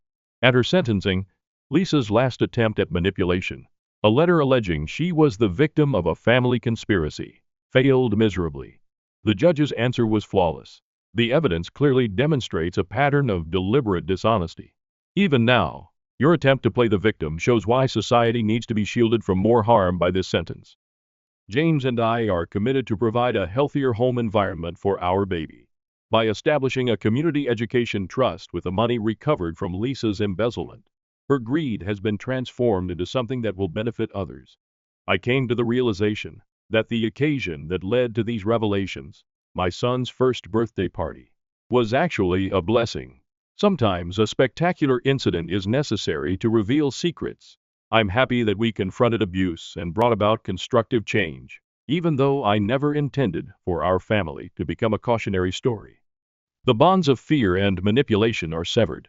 The legacy of our family will be one of fortitude and honesty, rather than dishonesty and dominance. Retaliation isn't the only goal of living a good life, it's also about ending destructive patterns and creating something better for future generations. I would want to express my gratitude to the Reddit community for their support during this journey. During my lowest points, your messages and remarks kept me going. Although the road to justice can occasionally take unforeseen detours, constructive change is achievable with honesty and willpower. I'm divorcing my husband after he invited his ex for dinner and humiliated me. Now, everyone's saying I'm wrong for wanting out. We have a 4-year-old boy together, and Tom and I have been married for 5 years. He was an undergraduate, and I was completing my master's degree when we first met in graduate school. I quit my job after getting married, but I had to go back to work when our baby was 6 months old, since Tom's salary wasn't enough to support the 3 of us. Many arguments resulted from that choice since Tom believed it was disrespectful to him in some way and demonstrated my lack of confidence in his skills. I tried to persuade him for weeks that this was not related to his ability and that, in my opinion, 2 salaries would be preferable to 1. After he learned he could take some time off work to spend with our son, he finally warmed up to me after being angry with me for a long. The drawback was that I ended up doing all of the housework in addition to my job. Tom says his job is more physically demanding than mine because he works as a personal trainer at a nearby gym. He believes that since I work from a desk, I should take care of the majority of the housework. Despite working longer hours, he said, home chores shouldn't be too taxing for me because I don't perform much physical activity at work. We had agreed when I first started working that he would assist with at least some duties, but every time I returned home, the job was only partially completed. He often claimed to be too tired as an excuse. We would argue about it all the time, until I finally gave up on trying to get him to do his share. To prevent the frequent conflicts, I started taking care of everything myself. I started smoking because I was so stressed out. Tom also made fun of me for this, claiming that I was merely attempting to flaunt my level of stress, in addition to enduring Tom's constant criticism of my poor cooking, which was mostly his fault because he never assisted with meal preparation, and I had to juggle everything between work and other responsibilities. I had been living like this for the past few years. Knowing that leaving would have an effect on our son's life, I stayed solely for his sake. I finally gave up and hired a maid last year, covering her money out of pocket. Tom continued to make fun of me because he believed it was a reflection of my poor housekeeping abilities. He was often contrasting me with his mother, his aunts, and other women he knew who had no trouble juggling work and home. He would simply laugh it off and tell me to calm down because it was only a joke, even though I would counter that these women most likely had supporting husbands. I would be much more enraged by that. We would occasionally have fun together, but the times he would irritate me were what I remembered, and I had been thinking about getting a divorce for a while. When Tom brought his ex-girlfriend, Lucy, 28F, home for supper last week, I finally lost it. His high school girlfriend Lucy, and he dated for nearly 6 years before splitting up because they were attending different universities. The first time he saw her was at the grocery store. She had just moved into our area and had asked her over for supper without even asking me. Even after our marriage, Tom's friends would frequently bring her up and make fun of him for it. So I knew these two were quite the item in high school. However, that didn't prepare me for his overly pleasant and flirtatious behavior during dinner. He was clearly attempting to irritate me, and it was succeeding. That was the second strike. Then the third strike. He began making jokes about what a messy housewife I would be, and how fortunate I was to have my career as a justification. Otherwise, he wouldn't be able to explain to any of my guests why I'm such a bad cook. Because Lucy is a stay-at-home mother of 2 girls, he continued making jokes about how much better she was at everything than I was.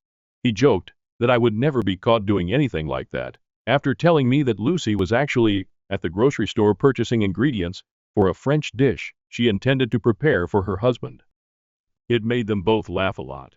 He also mentioned my smoking, claiming that I was only trying to flaunt my stress levels, much like Lucy, who was flawless at everything. I was fighting back tears by that point, but I chose to smile through it all, because I didn't want Lucy to get the pleasure of seeing me cry. I decided to leave after serving them ice cream for dessert, because it was an embarrassing experience. I waited until Tom went to bed that evening. This wasn't odd because I typically clean the dishes at night and don't go to bed until he's sleeping. I packed some clothes and other essentials for our son and myself, booked a cab, and went to my parents' place as soon as he started snoring. By the time I arrived, it was almost midnight. I started crying as soon as my mother opened the door, and I attempted to explain. My youngster, who was irritable and perplexed, started crying as a result. Since I wasn't sure whether Tom could take good care of him while I was away, and I didn't want to leave him to find out, I had to bring him along. Without asking, my parents took us in, and when they put my son to bed, I was at last able to collect myself and tell them everything. Tom called me in a hurry the following morning to find out where I was. The worry in his voice vanished, and he burst out laughing when I told him the truth and announced that I was going to file for divorce. He advised me to just come home and stop the turmoil.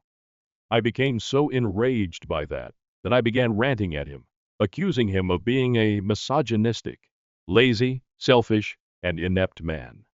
He finally appeared to get that I was serious when I told him that I would rather be single for the rest of my life than return to him. He began arguing with me on the phone, accusing me of exaggerating and making a huge fuss out of nothing, rather than offering an apology. He asserted that there was no need to take things personally and that his jokes were merely an attempt to lighten the atmosphere on Lucy. The problem is that his jokes weren't hilarious. They were nasty and cruel, especially considering that I was already making every effort. Every day, he simply continued to test my limits. He began acting like the victim when he realized that this was more than just a joke, saying that I had been plotting my departure for some time and that this was the final straw. Currently, all of our friends are texting me to tell me that I should prioritize our family over myself and not allow a few dumb jokes to ruin our marriage. Everyone keeps saying that I shouldn't ruin a home over some jokes, even though I've attempted to explain that there are a lot of things they don't know. Some people seem to feel more at ease when I posted an explanation of all I had previously discussed. Tom also noticed it and remarked that I should have notified him if these were my issues, and he would have taken care of it. I've been telling him these things for years, but it hasn't changed. So it's absurd. I just finished, and it felt like I was speaking to a wall. But following that post, he began to insist that he only needed one final shot to make it work and that he would change and get better. He convinced some of our acquaintances to try to convince me to stay by telling me that he would undoubtedly improve and make a fantastic spouse. However, it irritates me that he continually bringing up our pals. He seems to be using a deceptive and immature strategy, peer pressure, to try to talk me out of pursuing a divorce. Over the past few years, I've given him numerous opportunities to get better, but he's never done so. So I don't think he's capable of changing anymore. Even if I stayed right now, I'm confident that he would attempt to make a sincere effort for a few months before reverting to his previous conduct. I'm tired of being a single mother even though I have a spouse, and I'm not getting any younger. He's hardly the ideal role model for our son. Aside from anything else, I most certainly do not want my son to grow up in a home where Tom's kind of behavior is accepted. For the sake of my son, I stayed with him for a very long time, and now I'm leaving him for the same reason. I filed for divorce 2 days ago, and he was served today. He is upset primarily because he never wanted a divorce in the first place, and because I have asked to keep the house where we lived and filed for full custody of our son, or sell it, and divide the proceeds, $60.40, with me, receiving the larger portion. Since both of our parents gave us the house as a wedding present, I believe it is only just that I keep it or that we divide the proceeds from its sale.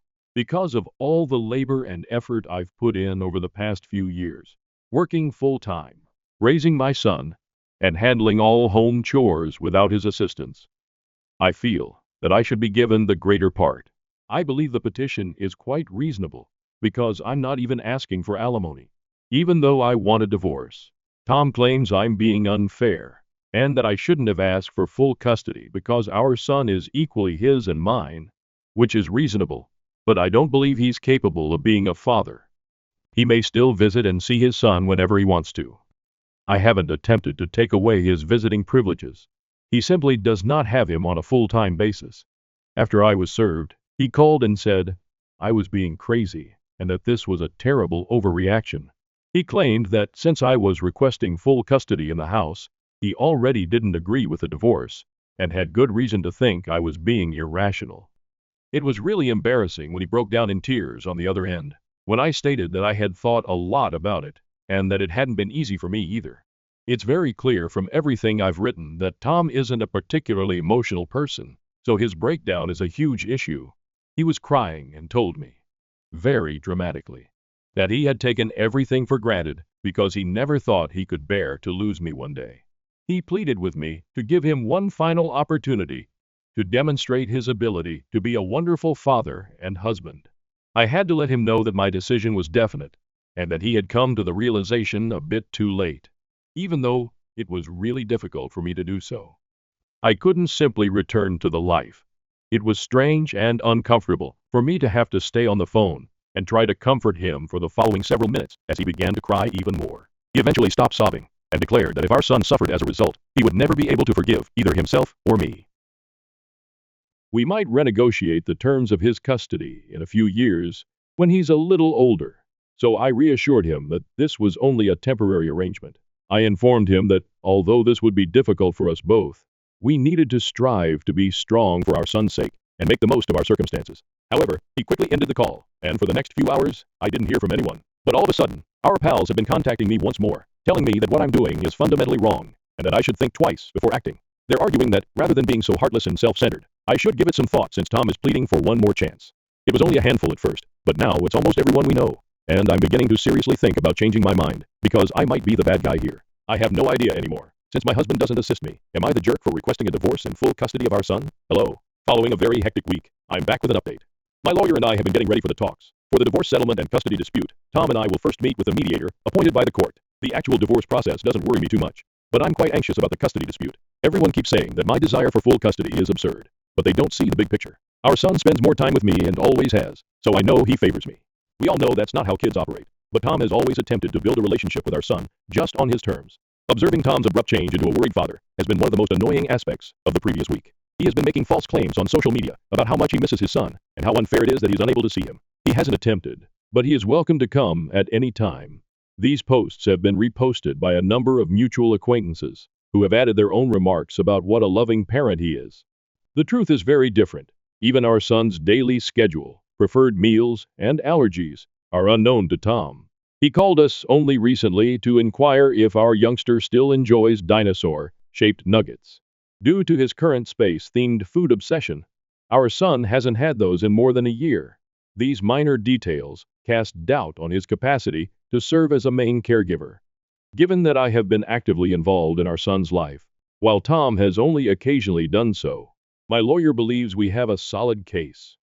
Everything from the doctor's visits I've taken our son to, the parent-teacher conferences Tom has missed, and the daily schedule I've kept up while working a full-time job are all being documented. The financial side of things is a complete disaster. Some preliminary documents were sent over by Tom's lawyer, who is disputing my request for the house. They contend that it ought to be divided equally because it was a wedding present from both families. Conveniently, they fail to mention that I have been responsible for all of the upkeep, fixes, and upgrades throughout the years. The incessant barrage of messages from people who hardly understand our predicament is what's truly getting to me. Even some of Tom's gym patrons have contacted me to express their sadness and to tell me what a wonderful man he has always been. They seem to be living in a different universe where having a charming personality at work inevitably translates into being a good spouse and father. My mother-in-law's response has been the most unexpected development. She genuinely phoned me to let me know that she understood my decision. In contrast to the majority of our friends who have sided with Tom, she disclosed that during the early years of their marriage, she and Tom's father experienced similar problems, but she decided to stay and try to resolve them. I could tell how that worked out for her just by the resignation in her voice as she stated those words. All of this has been made possible by the tremendous support of my own parents. When I need to meet with lawyers or take care of paperwork, my mom has been watching our son while my dad helps me manage my financial documents. I've come to appreciate how alone and unsupported I felt in my marriage, thanks to their assistance. To be honest, there have been occasions when the tension has been too much to handle. For the first time since I moved out, I found myself reaching for a cigarette last night, but I restrained myself. I came to the realization that my smoking was not a necessity, but rather a result of my marital dissatisfaction. You get clarity in these moments, which is odd. Late at night, Tom has begun texting me lengthy texts that range from tearful pleas to irate accusations. He mentioned in his most recent message that he has been learning how to properly do washing and cooking by viewing tutorials. If it weren't so depressing, it would almost be humorous. At the age of 28, He is only now choosing to develop these fundamental life skills. Screenshots of Tom's private social media posts, in which he offers his perspective, have been sent by several mutual acquaintances. He presents himself as a loving spouse who was taken by surprise by a wife who had never expressed her displeasure. People are accusing me of being cold-hearted and speculating that I may be experiencing a midlife crisis in the comments section. That one made me laugh. It seems like I'm already experiencing a midlife crisis at the age of 35. My lawyer told me not to react to any of these provocations, but to record everything. She claims that when he engages in this type of deceptive behavior in public, it actually helps our cause. It's difficult to avoid feeling under attack from all sides, though. Observing how much more at ease our son has been since we relocated to my parents' place is the one thing that keeps me grounded. He appears to be happier overall and is eating and sleeping better. Naturally, he still inquires about his father, but he isn't as worried about it as he was when we all shared a home and things were tense. Next week is the date of my first mediation session. Even though my lawyer has prepared me for this, I'm still anxious. I'm aware that it will be a challenging process because Tom's attorney has already stated that they intend to vigorously oppose the full custody request. Every day that goes by makes me feel more certain about my choice, even with all the pressure and second guessing from others. I've been reminded of what a supportive home is like by living with my parents. For the first time in years, I'm getting enough sleep, and I'm beginning to recall my former self before I got so caught up in trying to make an impossible scenario work. As we begin the legal proceedings, the upcoming weeks will be critical. After the mediation session, I'll provide another update. But for now, I just wanted to express my gratitude to everyone who helped me with my first post. When I was most doubting myself, your remarks kept me going. Update 2. Tom paid us a visit at my parents' house today. Since my last update, which was a week and a half ago, I must admit that I was terrified of this encounter. This was most likely our final informal meeting before the actual legal process starts, as we have our mediation session in a few days. Given all of his recent passionate text messages, I anticipated this visit to be contentious. But today's events fundamentally altered my viewpoint on a number of issues. Tom was standing there when I answered the door, looking more put together than I had seen him in a long time. In addition to bringing a small gift bag for our son, he was dressed appropriately in a button-down shirt rather than his typical gym clothing. His manner truly caught my attention. None of the defensiveness or animosity I had been bracing myself for was present. Even when we were married, he seldom ever engaged in small chat with my parents. He talked to my dad about some local sports and inquired about my mom's garden. Yes, it was embarrassing, yet oddly polite. This unexpectedly normal conversation lasted for approximately 15 minutes before he asked to see our son. It took me a bit to answer because the way he asked, not demanded, but asked, was already so different from how he usually behaves. When we entered the living room, our son was playing. His whole face brightened when he spotted Tom. "Daddy," he yelled, dropping his toys and sprinting directly into Tom's embrace. I saw their contact from the doorway. When I brought up our son's new space passion in the custody documents, Tom brought a new puzzle, one with spaceships, demonstrating that he had genuinely listened. Tom led our kid to take the lead in assembling it, something he had never done before, and they sat on the floor together. Typically, he attempted to regulate the activities and became irate when our son did not precisely follow his directions. Hearing Tom inquire about our son's day, his daycare pals, and his favorite aspects of living at Grandma and Grandpa's place truly got to me. He truly listened to our son's meandering responses about the treehouse in the backyard and the neighbor's cat. I had never witnessed him interact with our son in this way in all the years we had been married. At one occasion, our son began to tell Tom about how I prepare rocket-shaped sandwiches for him. Previously, Tom would have made a snarky remark about my culinary abilities, but now he wanted our kid to show him how. Our son took his father's instruction on how to properly assemble a rocket sandwich extremely seriously, and they spent the next 20 minutes in the kitchen. Our son's question about when he may see his father again was the true turning point. I was struck by the hopeful expression on both of their cheeks. Tom didn't try to control the situation, or make demands right away. He simply stared at me while he awaited my answer. When it was time for Tom to leave after they had finished playing, our son gave him a big embrace and invited him to return the next day. Tom gave me a curious look, and before I had given it much thought, I found myself nodding. Before Tom went, we had a little conversation at the door. He admitted that he had been a terrible father thus far without displaying his customary defensiveness. He acknowledged that he realized how much he had missed by not being more involved after witnessing our son's growth and transformation in only these few weeks. Even though he couldn't be a better husband, he assured me he was willing to learn everything he could to become a better father. He said he had been attending parenting classes 3 times a week and had hired a nanny to teach him how to properly care for children. Not to gloat, but to show me that he was serious about this, he displayed the diplomas on his phone.